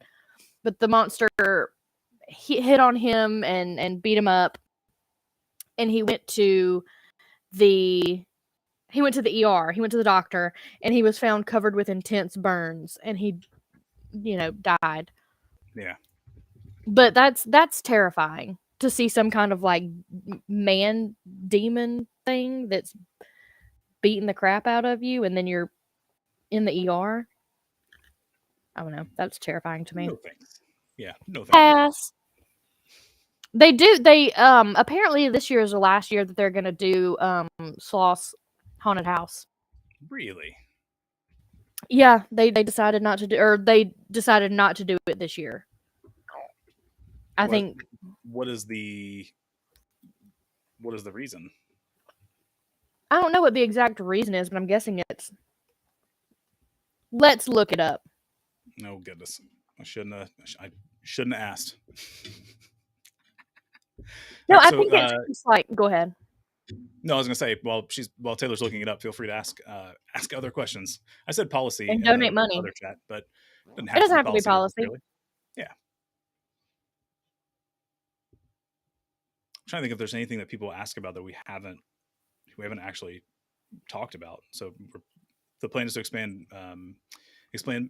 Medicaid, and we've got to address and more equitably fund education with the existing resources we have, because expanding funding comes from legislation, not something we can do. And then we've got to fix the prison system, which that's a lot of work. Also, first goal is declaring a state of emergency, because I haven't found a better solution, and bringing in the National Guard to fill in the gap until we can get everything under control, have additional oversight that isn't just the Department of Corrections, because they can't seem to handle it currently, and get under control, and then start worrying about staffing permanently rather than the temporary National Guard situation. And I know it's not ideal, and I appreciate the feedback I've gotten from people on the team and off the team. I realize it's not an ideal situation, but I cannot and have not found a better option. If you have one, let's talk, because no one else has presented a better option at this point. Um, so basically, the term Sloss gave the producer of the haunted house. What Mhm. they were going to be forced to scale it down, and he said that it, with the budget and doing it on 8 nights, wouldn't be possible Gotcha. Okay. because it usually runs pretty much the month of October. Yeah, it was it's a not just like a weekend event, but that's Some of them open. Some of them open in September. wow. That's I guess I'm not a huge like haunted house or anything else fan. I just never gotten into it really. I'm not either because they just are not scary to me. Although there's a there's a really big creator here on TikTok that's from Alabama, that his whole account is geared around like it's scary cosplay, like Halloween cosplay stuff. It's a Pogo, I think is think of a Oh, he's username. a friend of mine. Is it really? Well, Hmm. that's funny. Yeah, yeah. Uh, I don't know if inmates joined the live or if they're just on. Yeah, they did. Inmates have rights. How are you? I don't know who's behind that account, so I don't know if I just asked a question that really isn't there isn't a good question for. I'm yeah, I appreciate the work you're doing, no matter who's behind it. I appreciate the work you're doing, Chrissy. I think it's Chrissy, or is it just Chris? Z Chris White. You're welcome. Like it's somebody's got to. Nobody else seems to want to say the truth. They're saying things, but they're not. They don't seem to be speaking the truth. And it's really frustrating. It's really frustrating to see people campaign off of this situation, which I don't know. It's a two sided piece because I probably should campaign more off of it, meaning at events, but it feels disingenuous and dirty, so I don't. Um, I might put up the campaign canopy and fire or banner at this one. Cool. Yeah, no, I am here again. Every human being has the right to live a life with dignity, and that means everybody, even those who are currently incarcerated, no matter what they did to get there or didn't do to get there. Like they're still human beings that deserve dignity and deserve their rights to be maintained. So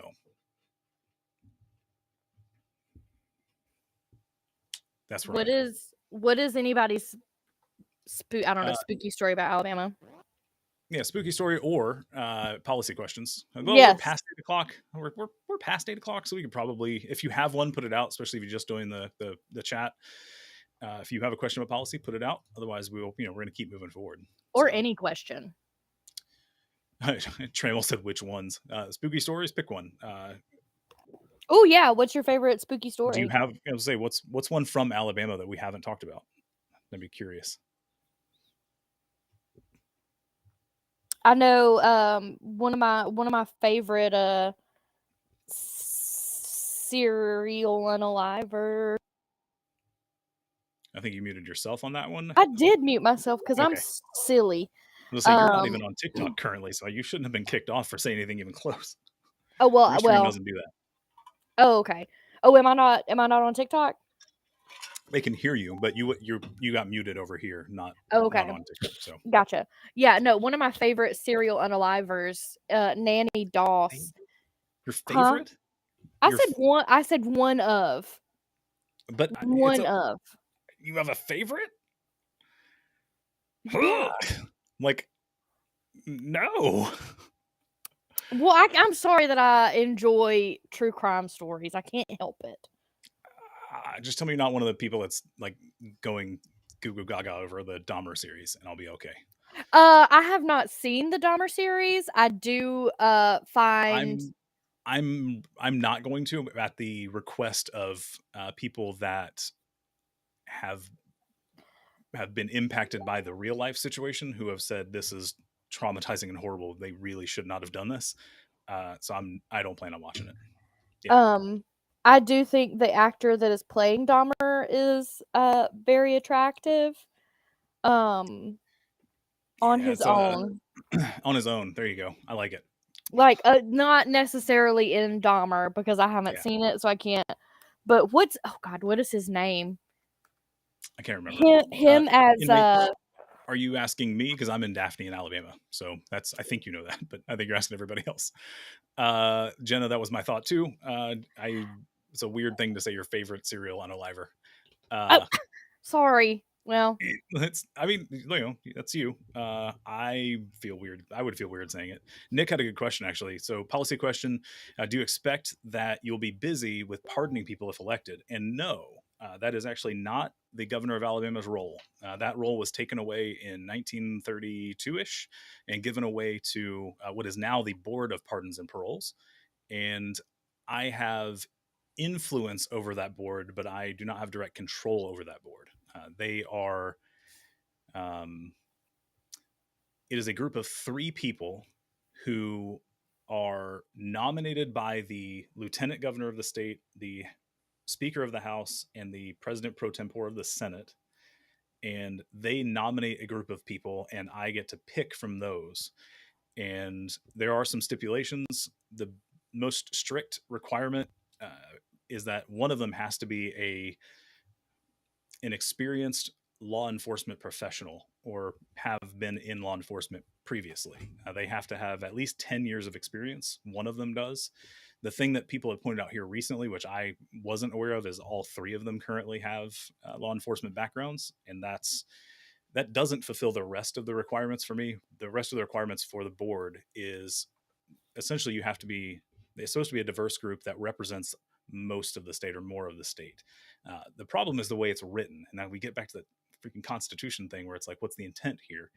Uh, they wrote the qualifications for what they meant by representing the state. So they said things like uh, sex, age, socioeconomic background, and location, geography. But they said or.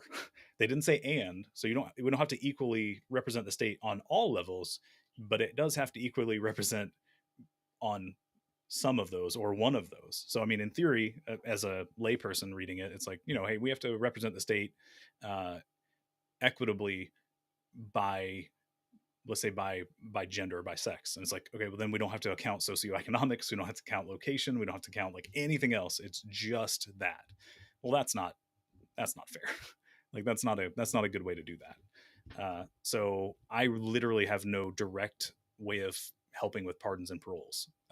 Commutations, on the other hand, meaning shortening of sentences or ending of sentences, I do have control over, and I plan to be rather busy once we look at all of the currently incarcerated cases and come up with those who are not a danger to society and will not be are less likely to be a part of the statistics for recidivism. So those who will be reincarcerated shortly thereafter, if they aren't a danger to society and they're least likely to be readmitted into the prison system soon, they need to get out.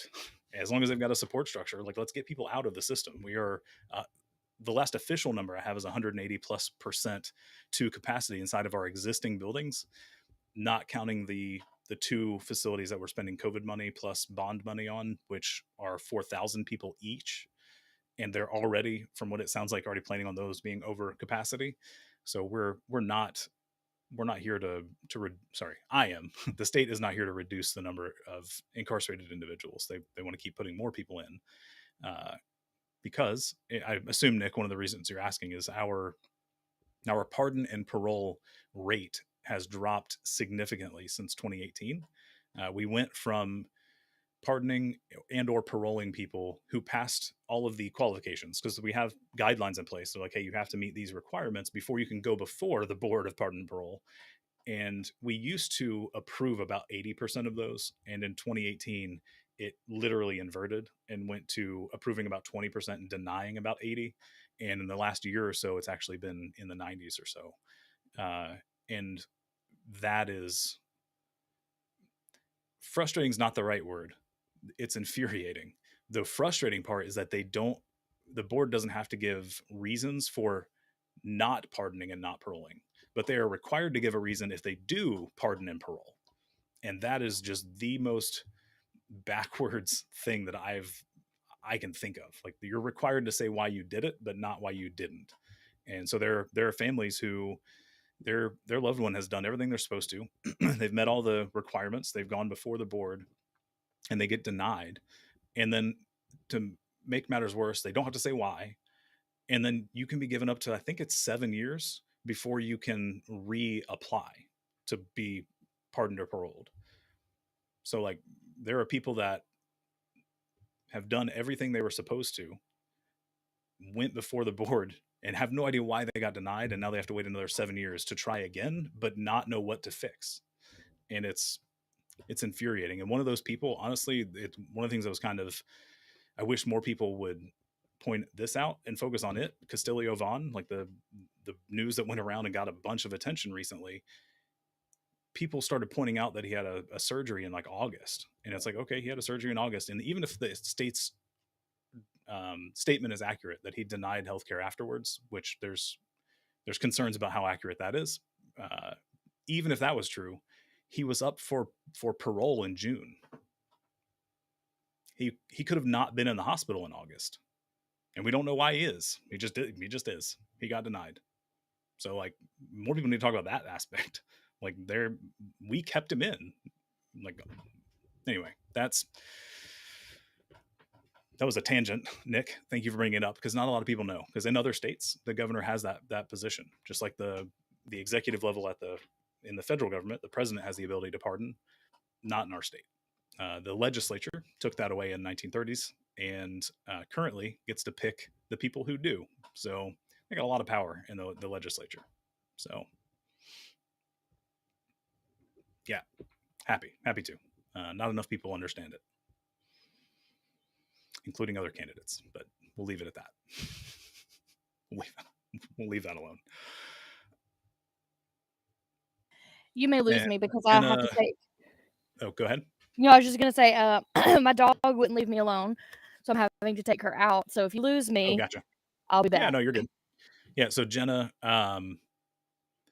it's interesting how comfortable we are saying these things since most of these true crime stories are recent enough that victims are still around and suffering. Yeah, and that's not Taylor's known me for a long time. I wasn't an attack on her, but it is a weird. It's a weird thing to say. So, and now that she's not here to defend herself, we'll just call her out again. All right. What else do we have? Because Taylor's walking a dog at this point. What do you guys want to ask? What do you want to know? Good reminder. Go donate. Head to the link in my bio. I feel like a professional YouTuber. I'm like, don't forget to like and subscribe and smash that bell. Except we're on TikTok. Well, I am on YouTube though. You guys can do that. Oh yeah, Jenna. No, it's fine. We're not attacking her. She's fine. She's a big girl. She can handle it. She's a grown adult. She can handle a little critique. What do you guys want to ask though? We can while we're waiting on Taylor to get back. I'm trying to think of what else. Oh, October 14th. If you guys have joined since the last time I mentioned it, that's the next Break Every Chain rally. October 14th, Montgomery, Violet, Alabama, in front of the state capitol Violet, from 9 a.m. to 1 come on. p.m. Taylor, you're unmuted. And John, October 14th, 9 a.m. to 1 p.m. in front of the state capitol, October 14th. Show up if you can. It is a Oh Friday. God. So take off work if you can and show up because it means a lot to everybody on the inside. Anybody who's on the inside who's seeing this, like you have support out here. We're trying. Let's see. What other independent candidates do you like or support? I don't have any off the top of my head that I can think of.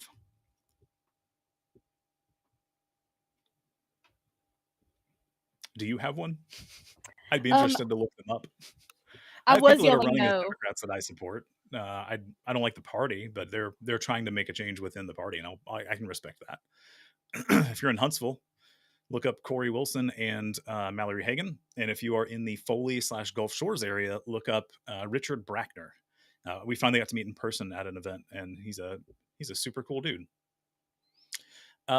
Yeah, cluster. Good point. ActiVote doesn't show independent next to my name because Alabama's dumb. The paperwork that you fill out for running or trying to get your name on the ballot is called an independent ballot access petition. And colloquially, like that's fine because I'm independent of a party, but there also is an independent party. So ActiVote thought I was an independent with a capital I, so they had it on there. And then the state, I had to fix it to say I was a write-in, which then took away the independent piece also. And there's some mass confusion there, but I am still running as a write-in. It just got rid of the I next to my name. And I don't think ActiVote and Ballotpedia, none of those places are set up for write-ins, by the way. Like I had to ask both of them to put my name back up after the state made their change after the primaries. I had to ping both of them and go, hey, you have to fix this. Like you took me off. I'm still running. Like I'm still filing financial reports. I'm still doing it. Please put my name back on your websites because people think I'm not running anymore. I'm back, by the way. Yeah, we heard you. You were unmuted. Yeah, so I tried to unmute myself when you were attacking me. I tried to unmute myself, but I guess I was far enough removed from my Wi-Fi that I could not unmute myself. And obviously, the perfect time for that to kick in and for me to be unmuted was when I was yelling at my dog to come back in. Yeah, And perfect time. John thought I was yelling no at him over the sweet cornbread. And yeah, I'm gonna say I was yelling at him over sweet cornbread. I want to see in the chat if you prefer sweet cornbread or savory cornbread because there can be only one. Like the Highlander. Yeah, Oh my yeah, gosh, yeah. I think I can make one of And those. Jenna said they don't like any cornbread, and I just don't know if I trust someone who Oh, doesn't. hey, Don't talk I'm bad about just Jenna. kidding. I'm just kidding. Will Jenna talk bad about me? I don't think I'm so. just I'm just kidding. I can't make the poll right now. It's my The phone's trying to freeze up. I don't want to do that. Okay. Okay. I mean, there is a podcast called My Favorite Murder, so I feel like, Doesn't make it it's okay. that Nick, thank you. I appreciate it. Thank you, Thank you Nick, for your contributions also. Have a good night. And if you get bored in the next hour and a half, show back up because I and don't give plan us on more stopping. money. Yep. Give us more If money. you can. It's fine. All right. So what's the next bit or skit or whatever we want to call it? It's not a skit. What's the word for it? It's a bit, right? It was, yeah, a bit. Yeah. So the bit was just to have someone on to talk about um haunted Alabama, but we're doing it live. Yep. We're flying by the seat of our pants. Yeah, I don't know what happened. We had a couple people who were hopefully going to show up tonight, and I don't think that they have. Which that's it happens. It Life happens. happens sometimes. Yep. Just trying So to see if anybody showed up as on my available list to invite. Super solid. What's up? Hey, do you have anything interesting to talk about Alabama? We'd love to have you on. I don't think you're in the state, but if you want to talk about Alabama shenanigans, jump on. Let's talk about Alabama shenanigans.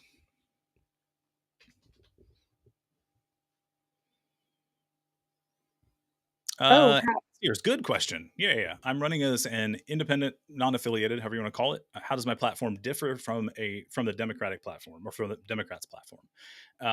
From our governor's platform, uh, there is concern whether they are pro-life or pro-choice.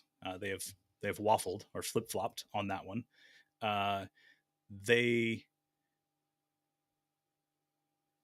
Oh yeah, appreciate it. If you want to jump on, you can. So the Democratic candidate also is okay with removing body parts from people who have committed certain crimes, which I'm not a fan of, and is very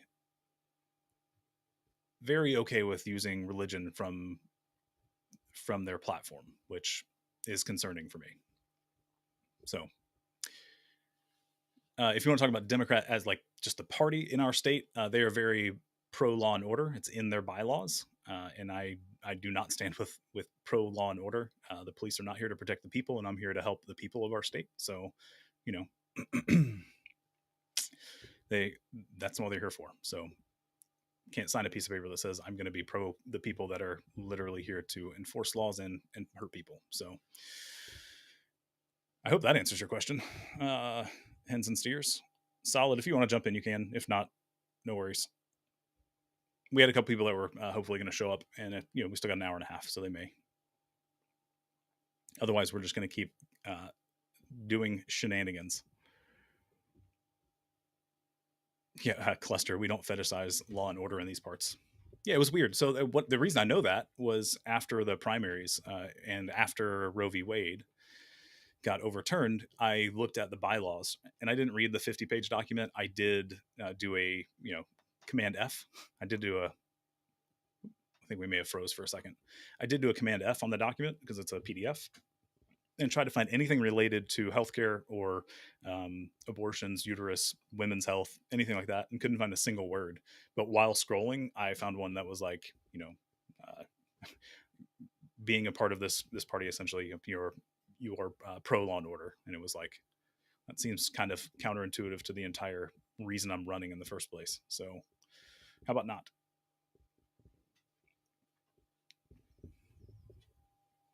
Taylor, you're muted. I don't know if that's intentional or not. it is intentional. Okay, as long as it's intentional, you're good. Yeah. Now I've been talking for the last 20 minutes. Have you not heard Right. me? Hence said, yeah, it does. Do not agree with much of the Temps governor plan. Yeah. So what I saw before the primaries, I wasn't a fan of, which is why I'm running. And all we've done is remove options. So nothing's changed on my end. Agreed. You All want to right. spitball So about the gender affirming care? yeah, I mean, there's nothing I can do as governor to fix that. Or I rather can that you call. support it. Yeah, we can mention that for sure. So, I believe everybody deserves health care, and that includes those people with a uterus who want an abortion. Like, you should have access to that, whether you want or need it. I am unapologetically pro-abortion, which confuses some people, but I want to make it very clear that I'm on the side of the people with a uterus that may want or need an abortion. So, and then transgender healthcare is just that. It's healthcare, and some people don't want or don't trust the science. And you know what? I understand. Like, the medical community has made mistakes.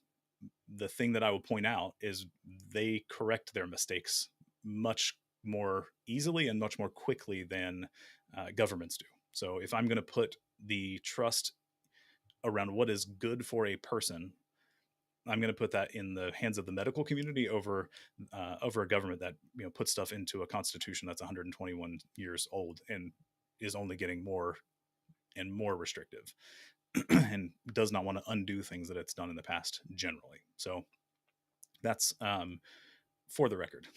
That's where I stand on those two issues. I will say that if we want to undo any of that, we have to have people in office in the legislature. So we have to have people like Corey or Mallory or Richard that we mentioned earlier. They have to be in the legislature so I can call a special session and say, hey, here's what we're here for. Like, we're gonna repeal those horrible laws. Like, we're gonna undo those, and that's why we're here. Unfortunately, if I do that and we don't have the numbers, they can just do whatever they want. Like, they can take a special session and say, hey, 51% of everybody, we want to do something else. Okay, cool, we're doing something else. So, like, we have to be careful. I can't just will it into place. We have to be prepped for it. So, happy to call a special session for both of those if I know we're going to be able to undo them, because otherwise they could do more damage if they have the numbers. So awesome, possum. Somebody just joined the live. If you want to jump on, I think I don't know if you have anything you want to talk about. If you want to, please do. This is an open forum for our 1,000+ TikTok followers and friends who want to talk about Alabama and things we want to see change, or things that you like about us, the state. We haven't talked about that in a little bit. We should probably talk more about that. The fact that we have so much biodiversity in our state that needs protection. We could talk about that some. Things like our rivers and our lakes. Man-made ones are a whole nother discussion, but rivers, lakes, beaches, mountains, forests, we got to make sure we're protecting that stuff too.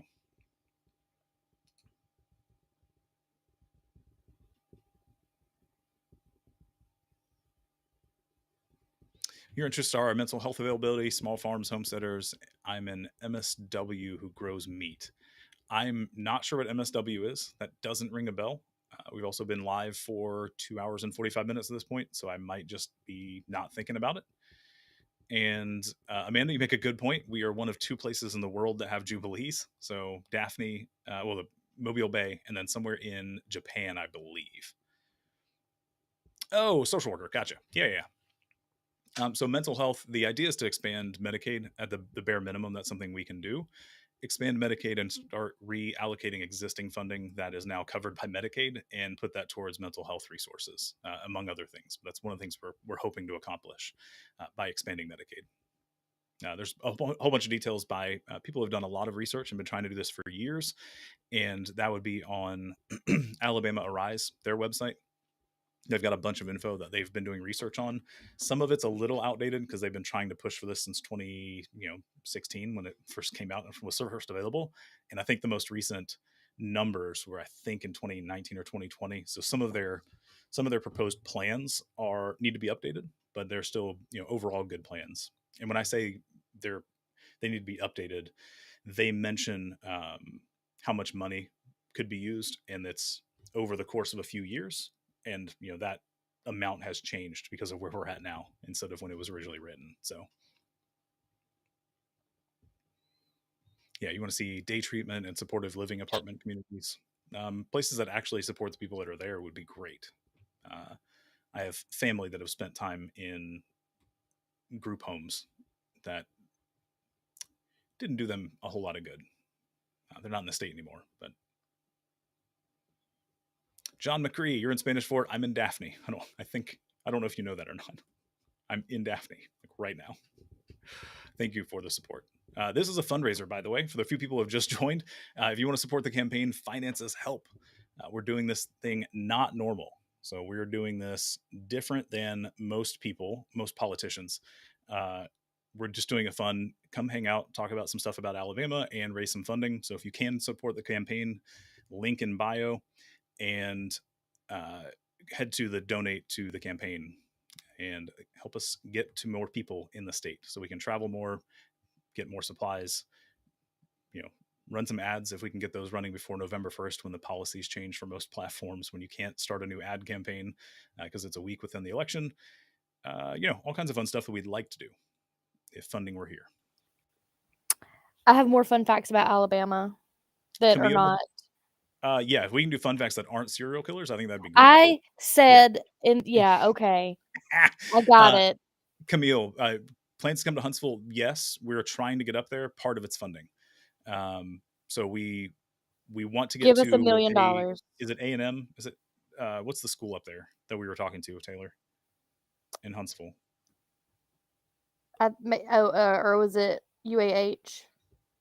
I don't I'm not remember. One of sure. the colleges in Huntsville, we were talking to them to try and schedule a time to come up there and just hang out and be on campus to talk to students.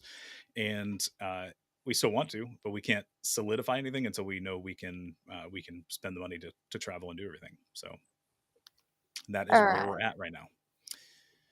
Okay. So, it is a Class B felony in Alabama to any guesses on what it's a class? Any guesses? Mallory, come hang out. You should jump on the live if you want to. I was talking about Mallory earlier. So it's a Class B felony to what though? Sorry. Wrestle a bear. Also, Wrestle a bear? What a bad yes. idea. It is illegal in Alabama to sell, purchase, possess, or train a bear for bear wrestling. It's the animal, not naked.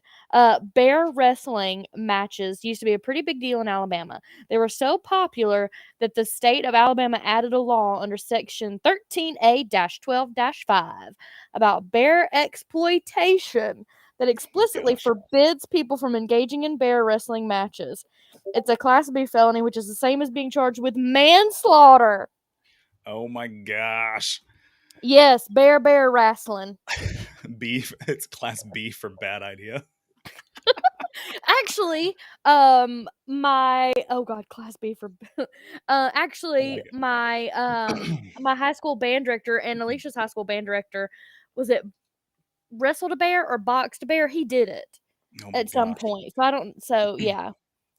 Um All right. So before we go on to the next one, the yeah. invite is open for Mallory or Gilly or anybody else who has over 1,000 people and you care about the state and you want to talk about you want to talk about the state. It can be fun. It can be goofy. It can be ridiculous laws like it being a crime to use silly string in Mobile because that's a thing.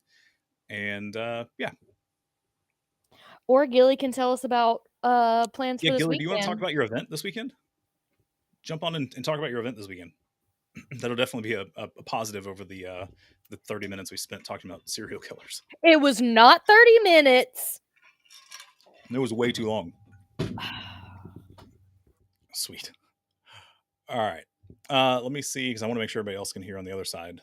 So I'm going to pull my mic out and make sure we can hear. All right. Gilly, let me unmute me because it's muted currently. Let's see. Yeah, if you hit the multi guest thing again, it'll let you turn your camera on. There you go. Cool. Mallory, the multicolored like silhouette head things at the bottom. And I think TikTok just froze on my phone. There we go. Okay, cool. Oh, Gilly's already in here. Okay, Mallory. you both see and hear me? We can see and hear. Yeah. And Mallory's jumping in too, so we'll be battling Whoa, Mallory, are you driving? Everywhere to use silly string because it is the worst. Nothing silly about it. Yeah.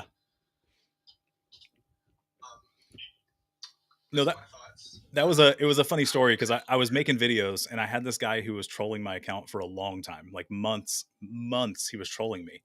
And at one point he was like, why don't you focus on the more important things, like the fact that it's illegal in Mobile to use silly string. And I was like, I mean, that's a weirdly specific thing to bring up in my comments for a troll. And I was like, no, look at that. It is like 100%. It is against the city codes or city ordinances.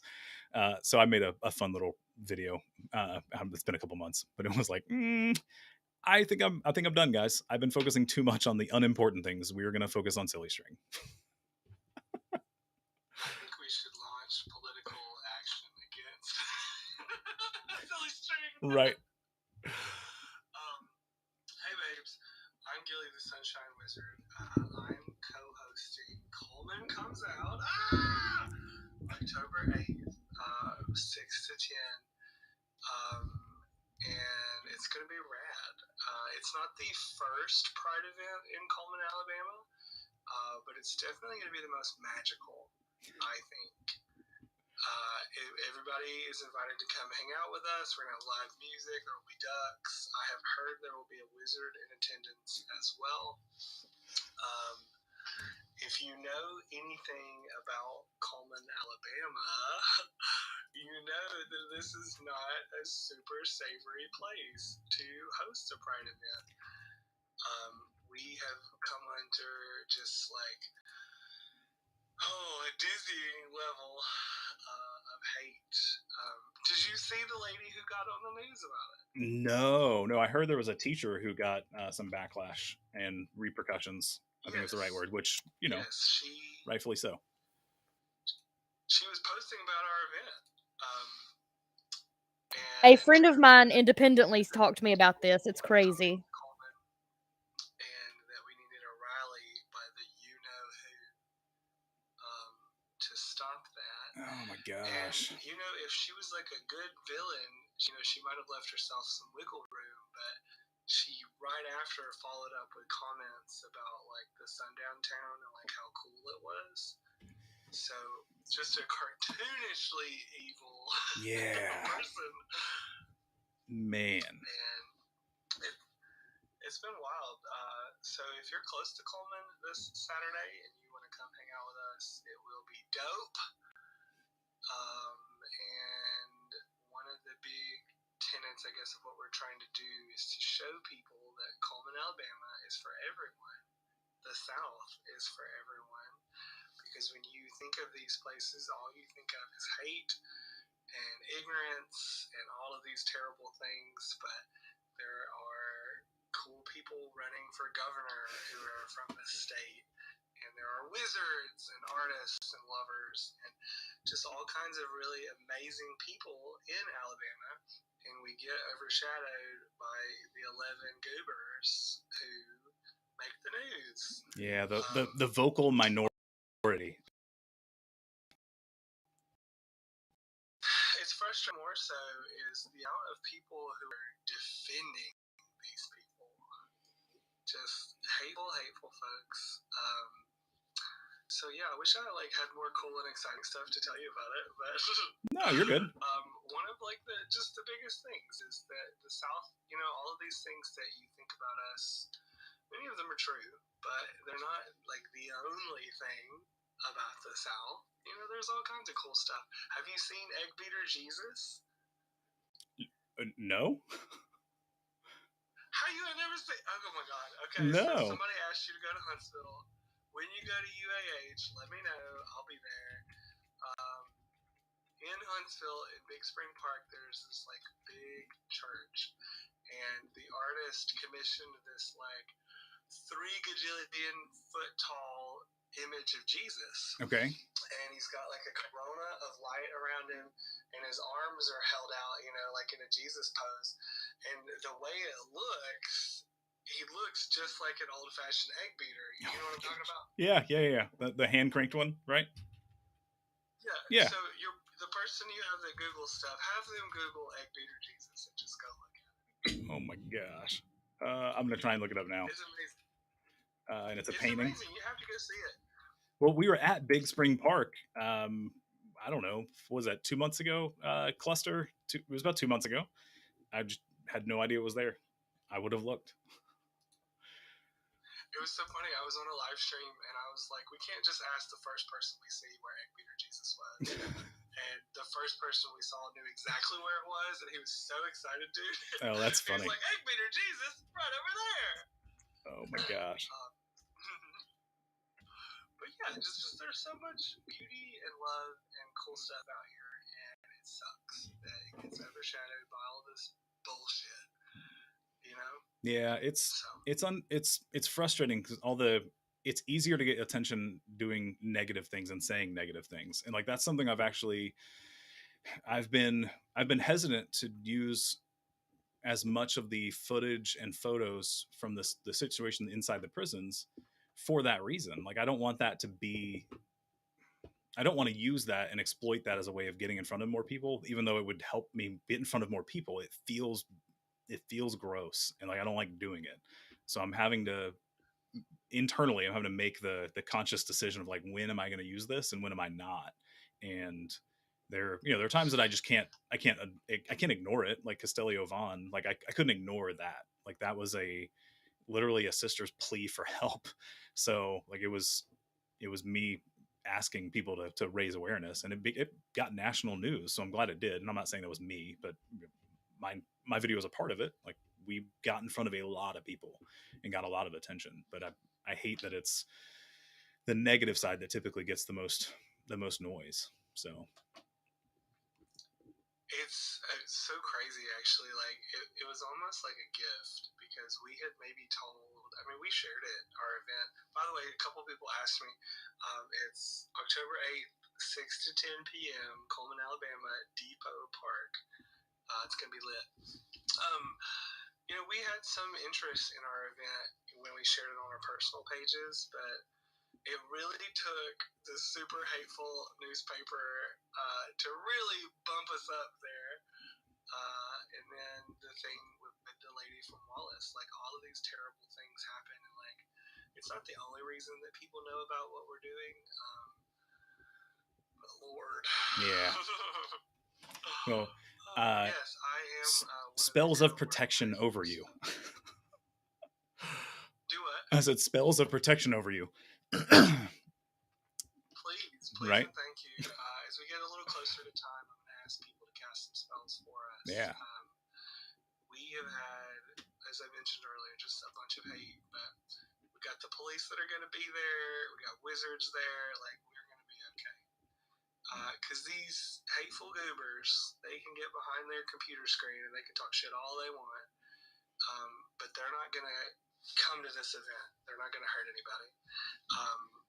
For a number of reasons, but maybe because our event venue is literally a block from the police station. Good choice to having some backup.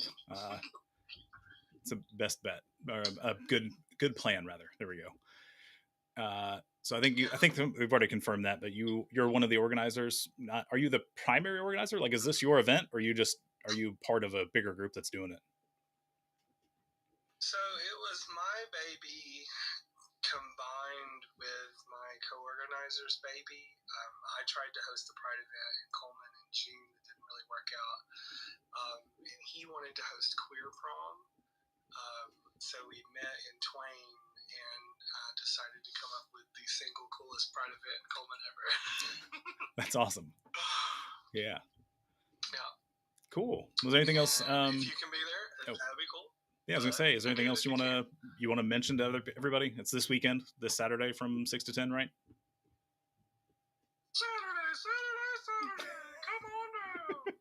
Coleman comes out 6 to 10 at Depot Park, and if you are curious about any of the sort of stuff, I do share the flyer almost every 11 seconds. It's on auto share, so you can find that information all the time. People are probably so tired of it, honestly, but I'll never stop sharing. No, it's hard to overshare on most social media, just the way the algorithms work. So you're fine.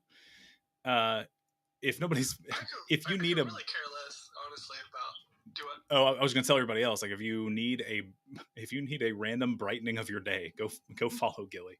I enjoy seeing your videos on my For You page, so I appreciate them. It's nothing but positivity, and I appreciate it.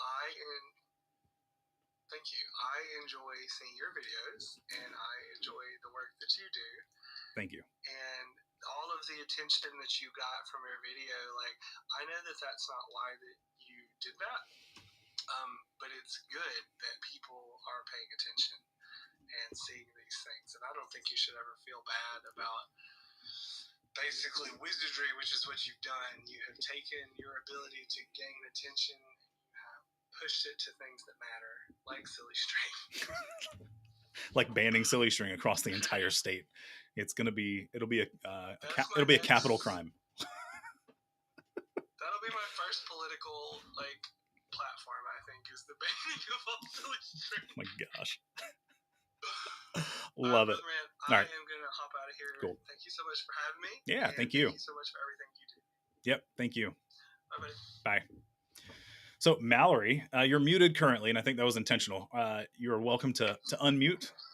And hey, I was. This is actually perfect timing. I'll be able to turn on my camera here in a second. Sweet. I left my house at 8 a.m. this morning, and I literally, you hear the dinging? Yeah. I just parked. Where did you go? The way of the life of a candidate. So I'm going to turn on my camera now that I am officially parked. Yeah, now that TikTok won't kick you off for doing things that are not safe. You should be able to click the little multi-guest thing again, the pink and blue, and there's an option for a camera once you click on that, or should be. The multi-guest, it's like two silhouettes of people at the bottom of the screen, typically.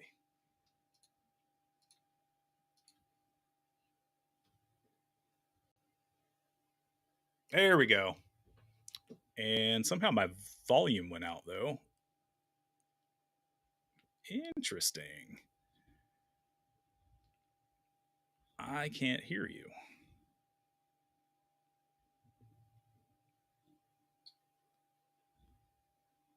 While Mallory's trying to figure that out.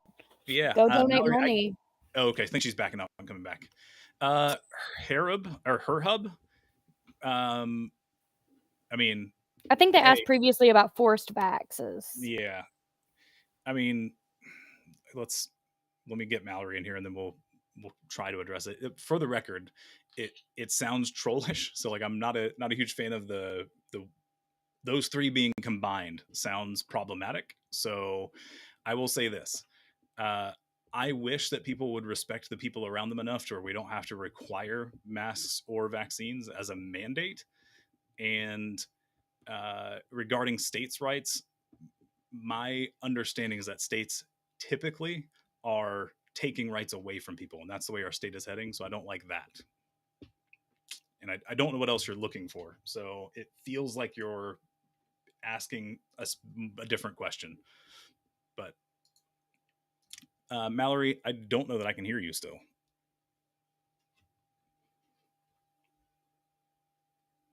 I don't know what's going on. Can everybody else hear me still? We can hear you. Well, I'm thinking on TikTok, of course, yeah. Plug the donation again. Yeah. So the whole point of this live stream is to continue to raise funds for the gubernatorial campaign that I'm on. So if you can, head to the link in my bio and donate some campaign funds. That would be great. I got really quiet. Okay. Interesting. All right, I'm going to try something real quick. I'm going to see if that helps.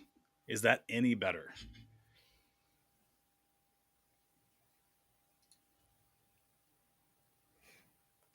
Her hub said you were breaking up in your response.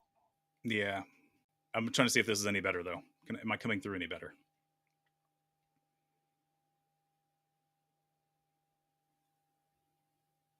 And it takes like 30 seconds for stuff to go through. Oh yeah, so John, whenever a guest join, the audio drops to a lower volume for whatever reason. So that's expected, unfortunately. All right, so let's try this. Mallory, I hate that TikTok's being dumb right now, but I'm gonna plug my other mic back in. If I do, I can't. I can't. Nobody else can hear you if I leave the mic plugged in. So, all right, my audio should be better. If it's not, say it in the chat and I'll catch it in like 30 seconds. But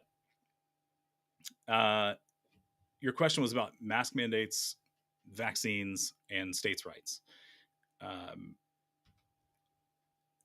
The mask mandates and the vaccine mandates, I don't like that people don't care enough about the people around them to take a vaccine that has been proven safe.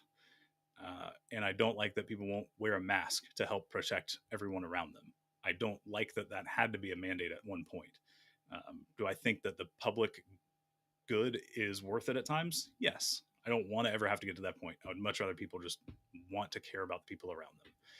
And for states' rights, my problem with that is that our state, especially our state, tends to take rights away from people through their rights and what they can do instead of expanding them. We don't seem to want to be giving rights to people or giving benefits to people. We tend to be restricting things. So I'm not sure exactly what you're asking, but I think that's my best answer. I do want to point out the fact with like vaccine and mask mandates when it comes to like small businesses and stuff like that.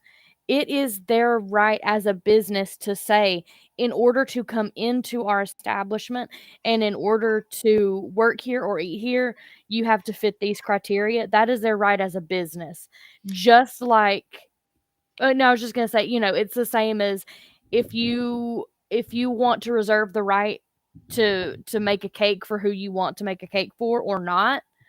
Right. It's the same concept of, I get to choose the parameters of people that, I mean, I agree with you. I hate that it had to be mandated for somebody to show the basic, Yeah, and I you think know. usually when that question gets asked, at least when I've been asked it in the past, it's asking about government mandates, not business mandates, typically. So it's like, oh, well, we were forced to wear a mask in public, or in private buildings. It was a mandate by the government at that point, and that's usually where the question's coming from. Which I don't like it. I would much rather we be in a position where people cared enough about each other to actually want to protect each other. Agreed. Especially on the mask side, because like it's literally no downside. The vaccine, I understand some people were concerned, and I have no problem admitting that the medical community has a problematic history with certain groups of people, and I have no judgment for people who question that at first. Once it becomes a worldwide epidemic or pandemic, and every country is agreeing like, hey, this is a problem and we should all like worry about it, like it is no longer a political or a governance issue. It is literally just humanity is trying to help the rest of humanity. So I'm not even sure if her hub's still in here, but I hope that answered your question. I wasn't sure if you were being serious, but I'm hoping that answered your question. So I mean, I also want to say, point to Japan specifically. It's yeah, part of their culture when they are feeling not their best to wear a mask, and they know that it may very well be allergies, or it may very well be something not problematic, but because they care about their fellow man, they do it because right. they're like, I care about you and your health. And that, I just hate that Americans, and I know that's an overgeneralization. Don't come for me again tonight. Not again. Not again. Was 3 times enough? Yeah. What was the second time? What was the cornbread? Oh Right. my God, the corn. Oh my God. So Yes, a third cornbread time. uh, Please don't come for me again a and third time. your cereal unalivers. You don't have to look. You don't have to keep. Yeah, I get it, but like, Americans, as an overgeneralization, we are very, very centrist. We care more about ourselves than, than others. And Right. I hate that about us. Yup. It's unfortunate. Not a. I don't like, and it's not. It's unfortunately, it's not even the individual people, right? It's not like what we talked about earlier with free will, right? I don't even blame the individual people. Like, it's everything leading up to this moment convince them to do a thing, and I don't like that. That's where our society has people, which sucks. So Well, I mean, um I think it also goes against how we were in I'm going to say and I'm going to use this word very, very loosely. Maybe civilization may not be the best word, but if you look at um previous like previous pre-industrial era. yeah, Like what? yeah. Yeah, like previous iterations of mankind, it was about community. It was about, you know, um, like caring for other people and stuff, and living in a community and a tribe and stuff like that. But now it's just how much money can I get, and what can I do for me? Gotcha. Yeah. Yeah. Does It's that make sense? hyper individualism currently is a problem. Yeah. Cool. So, does anybody? I wish Mallory could have joined, and actually we could hear. Wanted to give her a chance to talk because she's trying to do good things in Huntsville. So, if you're in Huntsville and you're not aware of Mallory, go look up Mallory Hagan and follow her account and follow her campaign and support her campaign because she's trying to get elected. And if people like her and Corey and Richard and there are others I just can't think of. I think Lisa Ward is one of them. If those people get in to office, we can change the laws. We don't have to worry about using the existing ones to the best of our abilities. We can actually make laws that are good for people, and it's a better way to do things, is to actually have laws that want to help people.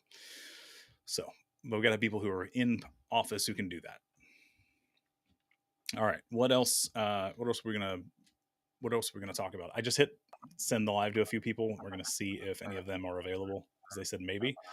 We'll see if any of them are at a point where they could jump in. I got some more Alabama fun facts. Ooh, actual fun facts. Yes, Jared. Okay, go for it. The first 911 call in the United States was made in Alabama. What? Yeah, I didn't know that. On February 16th, 1968, in Haleyville, Alabama, Speaker of the House Rankin Fight called U.S. Representative Tom Bevel at the local police station. The red phone Fight used is still on display at City Hall. And for anybody who's curious, Haleyville is middle of nowhere. And Oh yeah, yeah, yeah. I'm trying to think of I'm trying to find anything that it's near. Hold on. Let's see. The next closest thing is all right. We've got Hamilton, Hackleburg, Double Springs, Carbon Hill, Winfield, Gwyn. I think I'm pronouncing that wrong. I don't remember from that video that I did. Somebody corrected me. I think Guin. I think it's Gwyn. Or was it Goen or Guin? It was pronounced differently than I expected. I probably should have remembered, but sorry, citizens of Guien or Guin. Anyway, it's up northwest of Birmingham, but south of Florence. First 911 call. Guin. Um, Thank you, Jenna. Guin. Gooin. That doesn't even sound real. It's a city. Windshield wipers were invented in Alabama. Ooh, I have Yeah, one. and I actually have one. The Super Soaker. The guy who invented the original Super Soaker, who didn't get credit for it until much later, but was from Mobile. really, I think either Mobile. He was definitely from Alabama. I think it was Mobile. let's see. In the winter of 1903, Alabamian Mary Anderson, so a lady, visited New York, and while in a streetcar, She watched how the motorman had to leave the vehicle and wipe the snow and sleet from the windshield. As a solution, Anderson came up with the idea for a swinging arm device with a rubber blade that the driver could use inside the vehicle.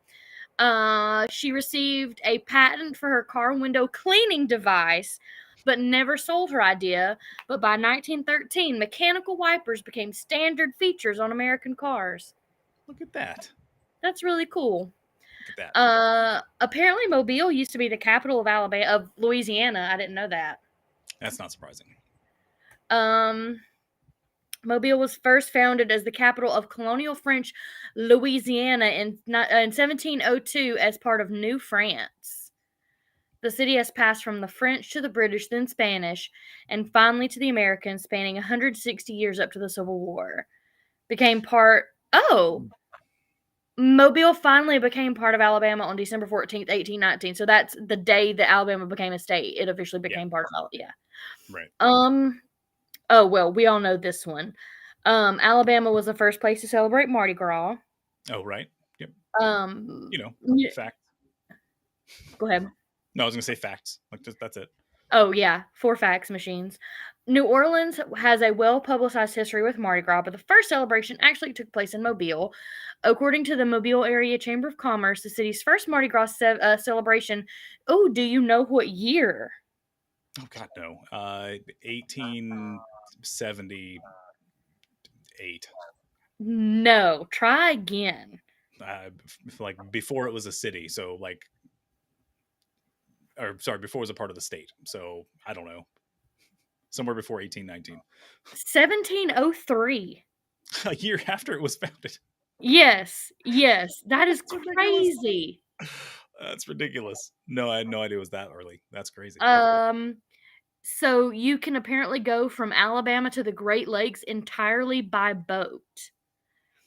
There's about a fifth of the nation's water, like, was it groundwater? Not underground water. What's it called? Runoff. Like, just that about a fifth of the country's water goes through Mobile Bay, if I remember correctly. It's about a fifth. That's crazy. Yeah, you can travel from the port of Mobile to the Great Lakes entirely by boat. You can take inland waterways, roughly 1,300 miles, through a variety of waterways and locks to find yourself in Chicago. Dothan is the peanut capital of the world. Did not know that.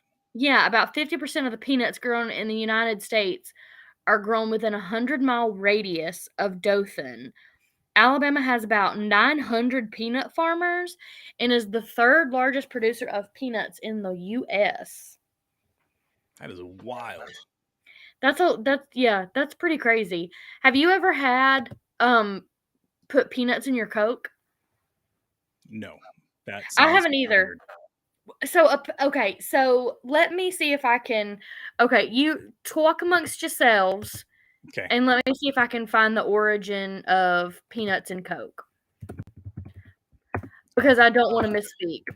We got a guest. What's going on? I'm hoping I can hear you. Yeah, cool. Breaking up a little bit, but I think we'll be okay.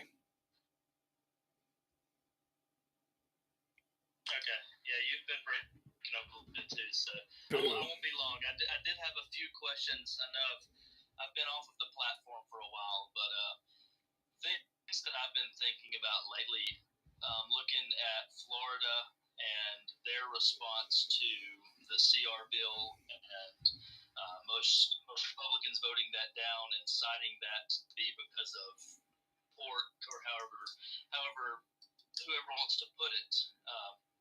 Just your thoughts on things like that when they come across, and how they're voted on. You said the CR bill? That makes sense. I can't remember what CR specifically stands for, but basically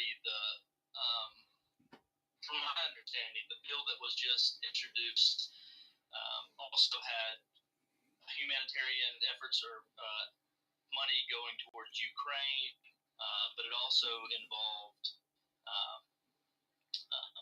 payment relief to Florida. and I remember, I think it was Scott who was asked about it, and he was asked about the thing regarding Sandy, that he voted no because part of the bill went towards a museum in Washington D.C. and then some fisheries in Alaska. So he felt like a lot of times that when these aid packages are pushed through, that or bills in general are pushed through, that there are other things within that makes them vote no. Right. Yeah. So, And I kind of see both sides of it. I see where they're coming from. I'm sorry, I didn't mean to cut you off. no, There's you're a good. little delay. I don't. I see where they're coming from, but at the same time, it's still there, right? It's still the relief, the support is still there. Yeah. So the nice part about I say the nice part. It's one positive thing for the governor's role is there are some line item veto options. So I could at least show that I don't support certain things that get attached to bills. The the other half of that is that with enough opposition in the legislature, they can override my veto. But in theory, I can say like, no, we're not doing that. Like, you need to take that out. Like, and it's not an immediate. I take it out and pass it. It's more like, hey, I take it out and like you guys have to, agree. If they have enough people, they don't have to. But I don't generally. I don't like the idea of putting in unrelated legislation combined. Like it does not make any sense unless you're trying to pressure somebody to do something they don't want to. And I don't agree with it. I'll do everything I can to fight against stuff that's not related. Like if we're going to talk about funding healthcare, but then also put in a bill that is, or in the same bill, information about, I don't know, licensing for selling liquor, and it's like I those actually might be related, but you know what I'm saying? Like two completely unrelated items of legislation. They shouldn't be together. They shouldn't be tied together. It doesn't make any real sense. Not when you're trying to actually help people. And it is. You'll have to pardon my ignorance on the whole logistics of it, but I mean, is there a reason that they do that? I mean, I don't want to be the optimist and think that, or the pessimist and think that they just want to slip something in. I mean, is it a time constraint? Is it what is the reason that those go in there like that? You would have to ask somebody who's been involved with the legislature. I wish Mallory was still here because we could ask her if she had any insight there. But my perception of it, at least, is it is mostly a way of trying to do a compromise where it's, hey, I'll agree to do this if you'll agree to do this. Let's put it in the same bill and do it. And it's frustrating. It's like, no, just put up separate bills, and if everybody thinks it's a good idea, let's sign both of them. That shouldn't be. You shouldn't have to pair things together like that. I don't think, and not if they're unrelated.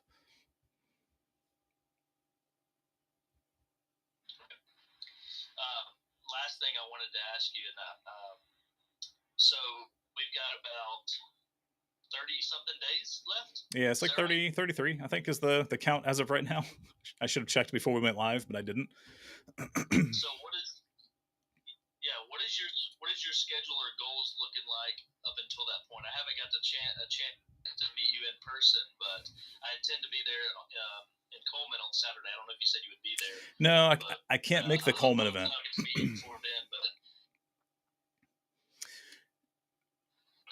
Yeah, I can't make the Coleman event. I have a pre-existing. Part of it's based on the funds that come in. So we're trying to get to Huntsville again, Tuscaloosa. We want to get to Auburn and Birmingham again if we can. I would love to get to Montgomery outside of the Break Every Chain rallies, because those I'm forcing myself to get to those because they're too important not to attend. If you're available on Friday the 14th of October, so in a week and a half, I'll be in Montgomery at the state capitol, letting them know that we don't appreciate the way they're treating the humans inside of our Department of Corrections. You're welcome to show up to that. We would love some extra support. I also realize it's a Friday, so not everybody has a job that they can do that at. We're trying to get to others. Part of it depends on funding. So you're up in Birmingham. I say the UAB hat. That doesn't mean you're in Birmingham currently. Yeah. That is easier for me to do than other cities. We're trying to hit some others because we've hit Birmingham a few times already because it's easier. My campaign manager lives in the area, so I can couch crash there, and it's a little easier to make those trips. But we're trying to get around more. Funding's the hard part. Well, if I don't see you on the 14th, I'll see you on the ballot. Perfect. Wish you the best. I appreciate it. Yep. Have a good one.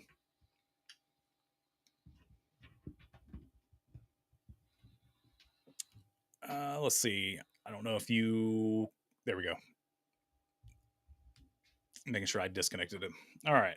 Let me get my headset back on. I have more facts. Sweet. Taylor's got more facts. Let's go. So I did confirm what I thought about peanuts and Coke. It is thought to have originated in like the 1920s, where workers didn't want to didn't want to use their dirty hands to touch their peanuts, so they would just dump them in their Coke and kind of drink their lunch. Oh, that's weird. Well, I kind of want to like, try it. I understand why it would be done. I just don't know. I don't even want to try it. Like, I guess if somebody wants to, I will, but I don't necessarily want to. I think we need to go live with you trying peanuts and Coke. Sure. Okay. You know what? Next time I'm in Birmingham, we will get a soda, and we'll go to the peanut shop on what road? It's the Cobblestone Road downtown. Oh, I know what you're talking about. Oh, it's essentially First Avenue. Can't remember the name of the road, but we can go to the peanut shop and get some and put them in some Coke. Sure, we'll give it a shot. Dolphin, how are you? Thanks for jumping in.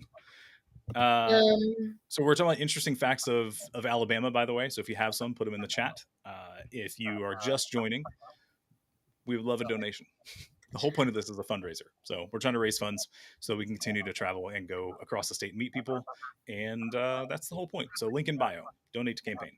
Taylor, what's another fact? This one's not a fun fact. We're back to not fun facts. Alabama was a huge part of the Civil War, but not only that, it kind of unofficially started in Alabama. The telegram that started the Civil War was sent out of Montgomery to General Beauregard from Confederate Secretary of War Leroy Pope Walker. Leroy Jenkins. His name is Beauregard. Coincidentally, the last battle was in Alabama. It was like 2 weeks after the war ended, but it was in Alabama too. Oh, interesting. Blakely State Park. That was the last battle that was fought of the Civil War, even though it was after, because the horses didn't make it here in time because I guess they didn't have the telegraph stuff set up. But that's how the story goes, at least. Actually, I do have a potentially fun fact that is not confirmed. So the USS Tecumseh, which was a submarine from the Civil War, I believe. Is that the one that's on display at the USS Alabama Park? Possibly, yes. Yes. So somebody on there was named Tunis Craven. And he died, and my great-grandmother's maiden name was Craven. So I need to see. Yeah, he was a Yankee. He was a Yankee. So So Jenna mentioned something about the Free State of Winston, and no, I have not heard of the Free State of Winston. It was the popular name given to the Civil War era Winston County as a reflection of the county's general pro-Union stance and resistance to Confederate rule during the war. Interesting. I have not. Go figure. We weren't taught about this while we were in high school. That's nuts that they were like, no, we're just gonna leave that out, along with a lot of other important things. So I have another. Oh, they got attacked by both sides. Oh no. They happen to be in the state. That's not fun. Oh, that sucks. No, I'll have to look into more though. I hadn't heard of that one. That's all kinds of history that we're just not told about. Always up for Here's a learning something. fun one. Here's a fun one. In 1902, Dr. Luther Leonidas Hill performed the first open heart surgery in the Western Hemisphere by suturing a stab wound in a young boy's heart in Montgomery. Goodness. Survived? Oh, it didn't say. Ugh, I don't like it Um, when they don't answer. When they don't say they're just like, yeah, "Yeah, it it was the first open heart surgery." I mean, he didn't survive, but just didn't say successful. yeah. The Alabama state sales tax was instituted in 1937 to help fund education. hmm We Mhm. also have limited uh, the maximum tax you can pay for like forest land, and it's something like $100 a year per per whatever I'm not going to say what it is because I'm not sure, but I know it's $100. So Alabama forest tax law. Let's see what it says. While you're looking that up, this is awesome. In 1995, and this is kind of like with the Helen Keller fact that we need to, in 1995, Heather Whitestone she was Miss Alabama, but she served as the first Miss America chosen with a disability. She was, if I'm mistaken, she had a hearing. Let me see. I don't want to You're going to misspeak. misquote it. Yeah, I don't want to.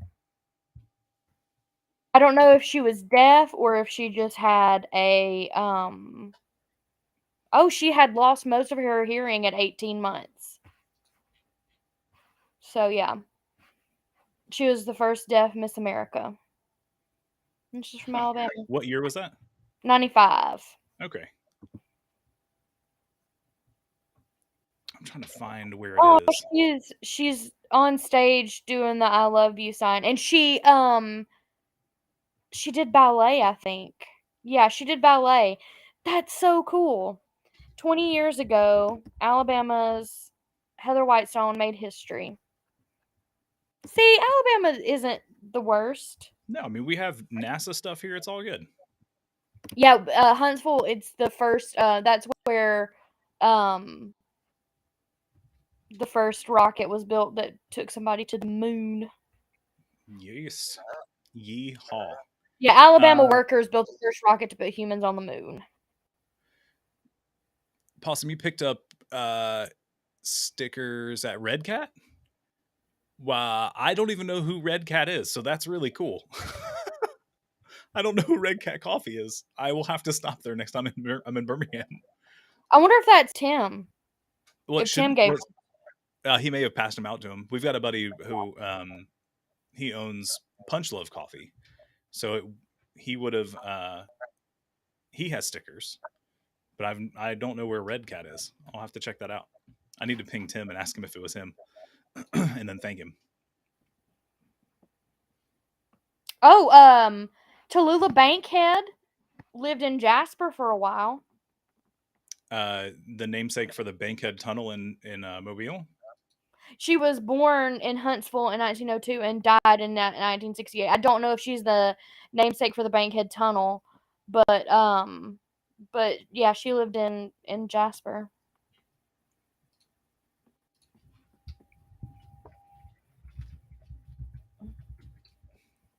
Jenna said that's hometown. Look at that. Making Oh, connections. Jasper's your hometown, Jenna? Oh, It may have been the other one. yeah, her dad. Yeah, it's a museum. Oh, it was Jasper. You guys are close. Look at that. Jenna's close to the close to the poop train too. Look at that. Listen, A fun fact: Alabama has had large quantities of human waste dumped in our landfills twice that I'm aware of, from New York and New Jersey. If you're not aware. Nat King Cole was born in Alabama. I probably should have known that. That sounds right. Also, was it Hank Aaron? Was baseball player, right? He died 2 years ago, year and a half ago. He was from Alabama. What's the hold on? sports guy that lives in Birmingham or did. Who is it? Basketball player. He has family up there, and he owns a house. He doesn't live here permanently, but he's got property up in the Birmingham area. Patrick Swayze used to live on Smith Lake. On Smith Lake? Yeah. Okay. Also, I'll pause just a second. I will return. Okay. I can't find the Forrester tax thing. Is it Charles Barkley? Thank you, Dolphin. I knew somebody. He's from Leeds. Okay, cool. I knew he owned property here, and I think family was here, but I wasn't sure if he was from here or not. I found that out when I was in Birmingham, and I think he came to a Best Buy I was working at. Like he came in and bought a TV or something. It was the most random thing. That and somebody from American Idol. Can't remember the singer's name. It was one of the first couple of years of American Idol, though. Somebody in the chat will point it out. I don't remember who it is. I wasn't a huge fan of the show. It was pop culture, so you hear about it.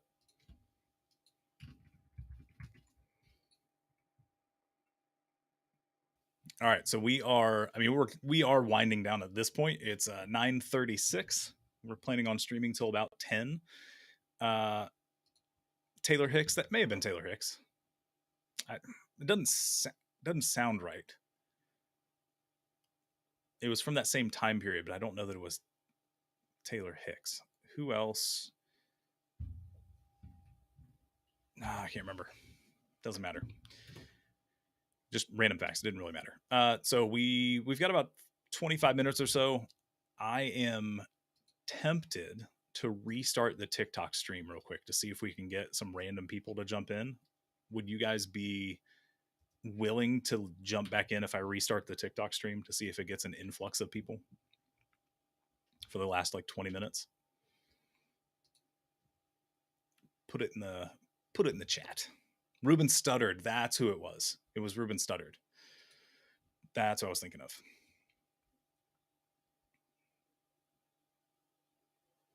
Cluster, he'll come back. Cool.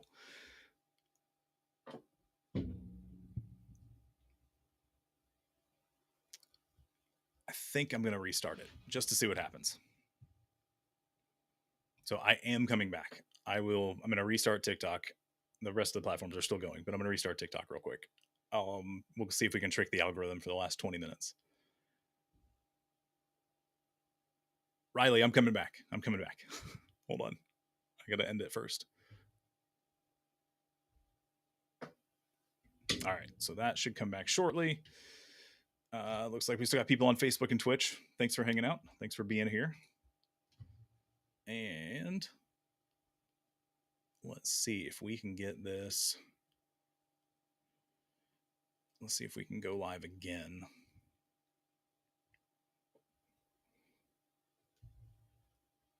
We are.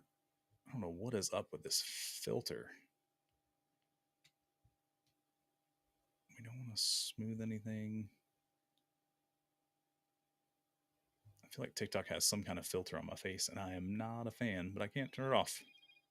So we're just going to try it again.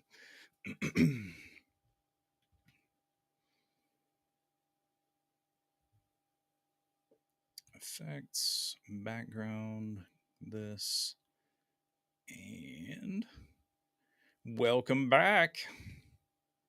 I'm going to pick a background real quick and not the Mona Lisa. There we go. Jenna, Deadpool. I don't know if Deadpool was in the stream previously, but welcome. Come hang out. We are currently live streaming the last like 20 minutes or so. So come hang out. Let's chat about Alabama, things that we want to see change, things that we love. Let's talk about Alabama.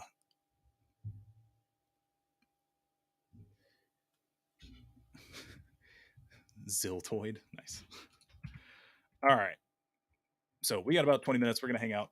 Again, fundraiser. So feels weird to do the shameless plug thing up front, but if you're just seeing this, you have no idea what's going on. I'm running for governor. My name is Jared Budlong. I'm running as a write-in candidate in Alabama, and a part of that campaigning is raising funds. So we've been spending the last 3.5 hours, 3.5 hours talking about cool random facts, and we been hanging out and having some fun. So if you can donate to help change Alabama, I would love your help so we can reach more of our state and ensure that we get better access to healthcare for people, better access to education, and we fix the prison system. If you haven't been seeing that on the news, go look it up. Alabama's prisons are in horrible shape, and we got a lot of work to do. So have y'all seen the Coleman guy on here who made it his yard a native plant garden? No, but hold on, is that the guy that's on TikTok? Because I think that's the one we were talking about earlier, and I need to find his name because he is all about trying to find native. Yeah. I need to find his name. Do you remember it offhand? So I was going to send it to Taylor. Where do you stand on decarceration? We need to get as many people out of the prison system as possible while they are no longer a danger to society and will not be likely to end up back in the system due to either existing trauma that has been induced by the system or not having support structures on the outside. We need to get people out of the system. We have way too many people in. It's not intended to help people, and I'm aware of that. So it's tough. We can't just send people out because they're not ready to leave, a lot of them. I want as many of them to get out as soon as possible, though, when it's safe for them and society. So Did you mean to end the TikTok? Yeah, I just restarted it. Okay. Sorry, one of my foster kittens was misbehaving. Yep, no worries. Had to take her Native Plant Guy, that's his name. Thank you, Labcat. Taylor, Native Plant Guy is the one that I was talking about earlier, who is all about finding native plants in Alabama and promoting those. Sweet. I'll have to definitely follow. Yeah, definitely follow that account. I may already if You might. He's got a really large account, so that's a possibility. Is it Native Plant Talk? I think it's Native Plant Guy. Like it's one guy in Alabama. Like he's here in the state. Forester and conservationalist in Alabama. Yep. That's yeah. Usually Native wearing Plant. A vest. Like a Kyle Lieberger. I don't know his real name. I didn't remember the TikTok username, unfortunately. I'm already real following name was him. Okay. I was gonna say real names. I'm asking for a whole lot more. Yeah. So recovery. Recovery. There we go. Thank you for engaging. Appreciate it. If you're in this state, I would love for you to take a look at my profile, look at my campaign website, link in bio, and if you can, support me. I am trying my best to change this state to where it actually wants to help people. Anani, is that the guy with the prairie? Yes. Yeah, I believe that's what sparked this entire conversation. The first video I saw of him was he found a native plant that he hadn't seen very often, and it was in the middle of not a median, but in between a highway and like an old service road or something that wasn't used very often. And he noticed that the plants were both native but also rare, and I think he approached the city and had them make sure that it wasn't demolished or destroyed during the next time they came and like mowed down plants and things. So yeah, fairly progressive orgs in Montgomery and Birmingham. You're not in Alabama. Yeah, no worries. It's all good. Yeah, we're talking to them. Most of those nonprofits are not able to directly endorse without messing up their finances. So they get attention whenever they endorse people. So I have an answer about the heart surgery. Oh, so I've just been Googling facts about Alabama, and an Alabama doctor was the first to successfully suture a wounded heart in the U.S. Operating on the heart was a rare and dangerous business when Luther Hill took a scalpel to a wounded 13-year-old boy in Montgomery in 1902. thought to be the first cardiac operation of its kind in the United States. Hill sutured a knife wound in the heart while his patient was knocked out on a kitchen table. Wild. Do we find a survival or no? I mean, it said successful, so I would that was my Yeah, no, like successfully suturing something up and like saving their life immediately versus they died 2 days later. You never know. But anyway, glad to okay. hear Let it's me see. positive. I'll take. No, you're good. Yeah, I will take a positive. We'll leave it as a positive. I'll take it. It was a successful operation. We earlier, for people who just joined and weren't here earlier, we were talking about random Alabama facts. So not only was the super soaker invented in Alabama, the first open heart surgery was performed. First open heart surgery, and it was successful, was performed in our state, among Also, other things. But, Channing Tatum is from Coleman. yep, Chan we should Tate. see if he'll show up to the event. We should see if he should show up on Saturday. Actually, he did show up to a friend of mine. Their I think it's called the Culture Ball for autism, just to raise money for autism, and he was the guest.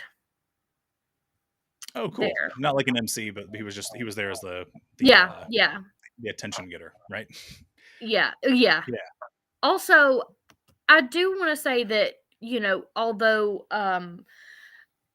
racism is rampant in Alabama, it was where civil rights happened. I mean, Yeah. there was, of course, it's shitty that the civil rights movement had to happen to begin with, but this is where it happened, and I do think that's cool. Yeah, it's I don't know if proud is the right word, but it is something that I think it's something we can be proud of, that our, because it sparked a change. The work's Yeah. not done, but it sparked a change, and it happened here. Happened in Selma, right? Or at least that's a Yeah. large And part of it. You've Birmingham. got Bloody Sunday, and you've got the Pettus Bridge March. All that happened in our state, which there was two sides of that story, so it's not all good. But well, I'm not proud that Alabama is rooted in racism, but I'm proud that the oppressed Alabama citizens stood up and fought back. Yeah. I think that's cool. It's a pretty moving thing to see. I can't remember which park it is, but the sculptures of the dogs that you can walk through. I hadn't seen that.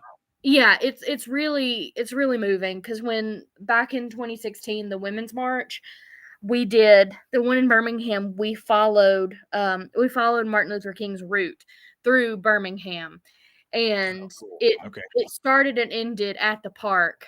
And I walked through that sculpture and thinking about children, having like it. Ugh.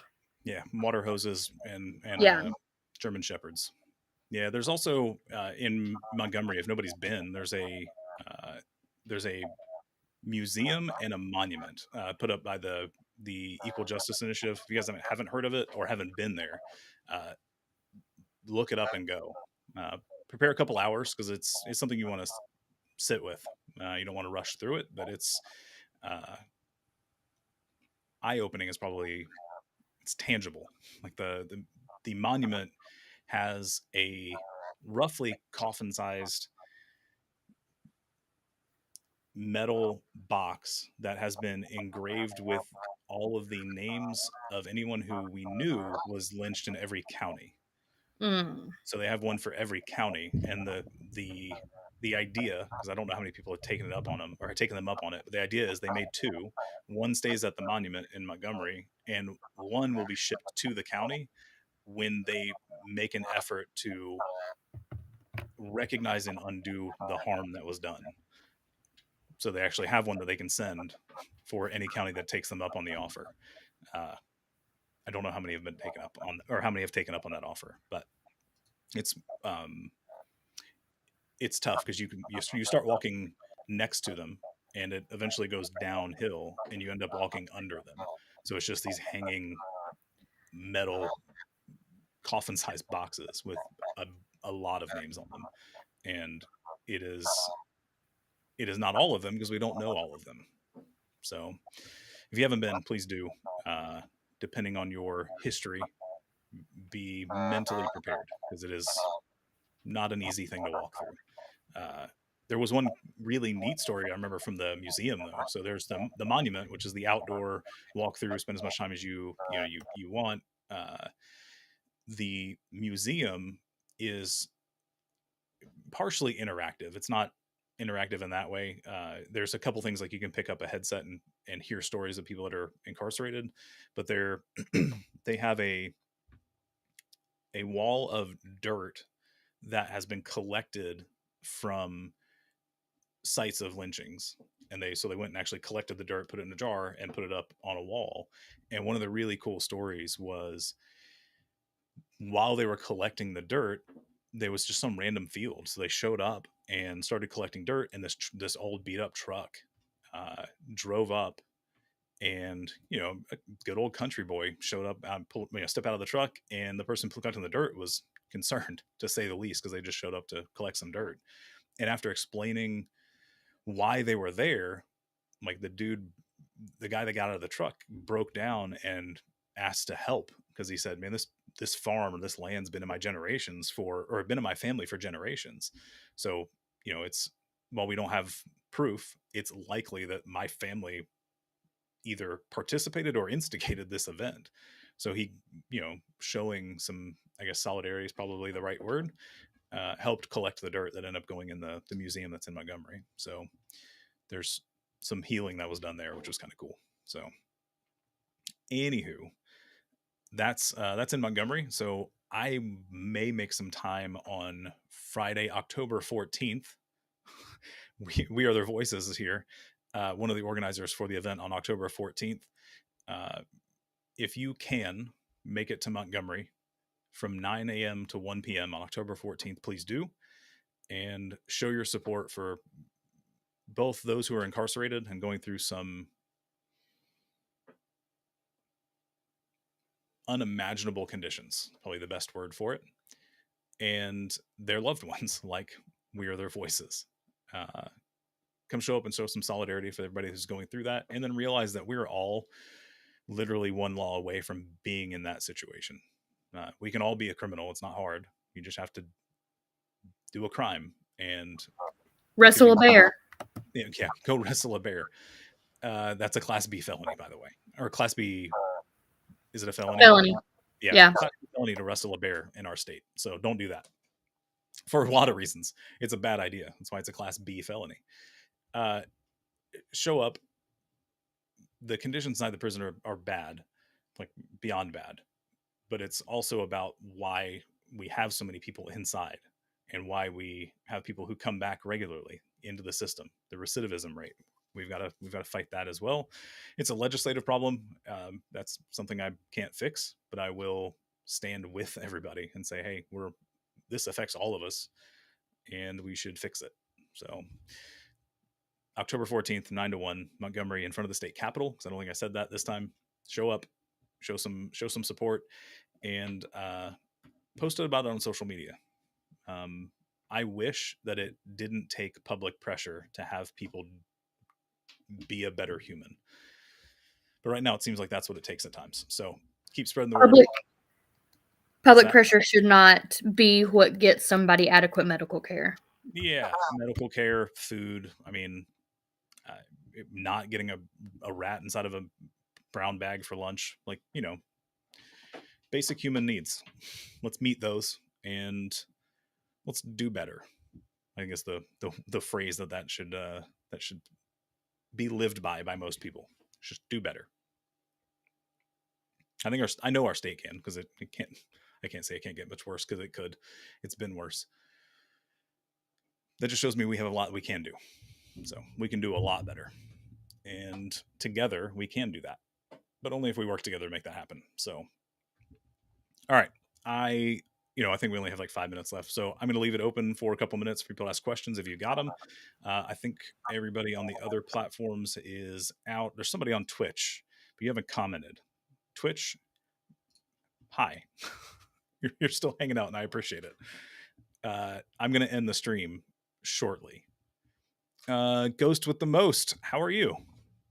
Please. Oh, it's Black Jeff. Okay, sweet. Not Alabama technically. I think you're slightly outside of the jurisdiction, but thank you for your support. I appreciate it.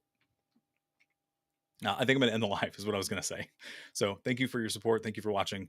And TikTok, I'm going to leave you up because I know the delay there is kind of atrocious sometimes. So Twitch, Twitter, YouTube, Facebook, have a good night. We'll see you. Do you want to plug that we need money one last time? Oh, we probably should. Yeah, that's the whole point of this video, right? So this is a fundraiser. There's the whole point of this video. If you can donate, there's a link in my bio on any platform you're watching this on. You should be able to click the link in my bio and click donate to the campaign. Any amount helps. The more, the better, obviously. But times are tough. Fully understand that. So if you can donate, please do. If not, continue to share content on social media and let people know that I exist, and make sure to talk to them. We can't move this state forward. We can't make progress without actually talking to everybody around us and thinking about the people around us and what our decisions will do and how they will affect the people around us. Now, whether that's you on an individual level and what you do with your backyard, or what we do as a state and how those changes affect the people around the state. So have a good night. And TikTok, I'm going to leave you up for a few minutes, but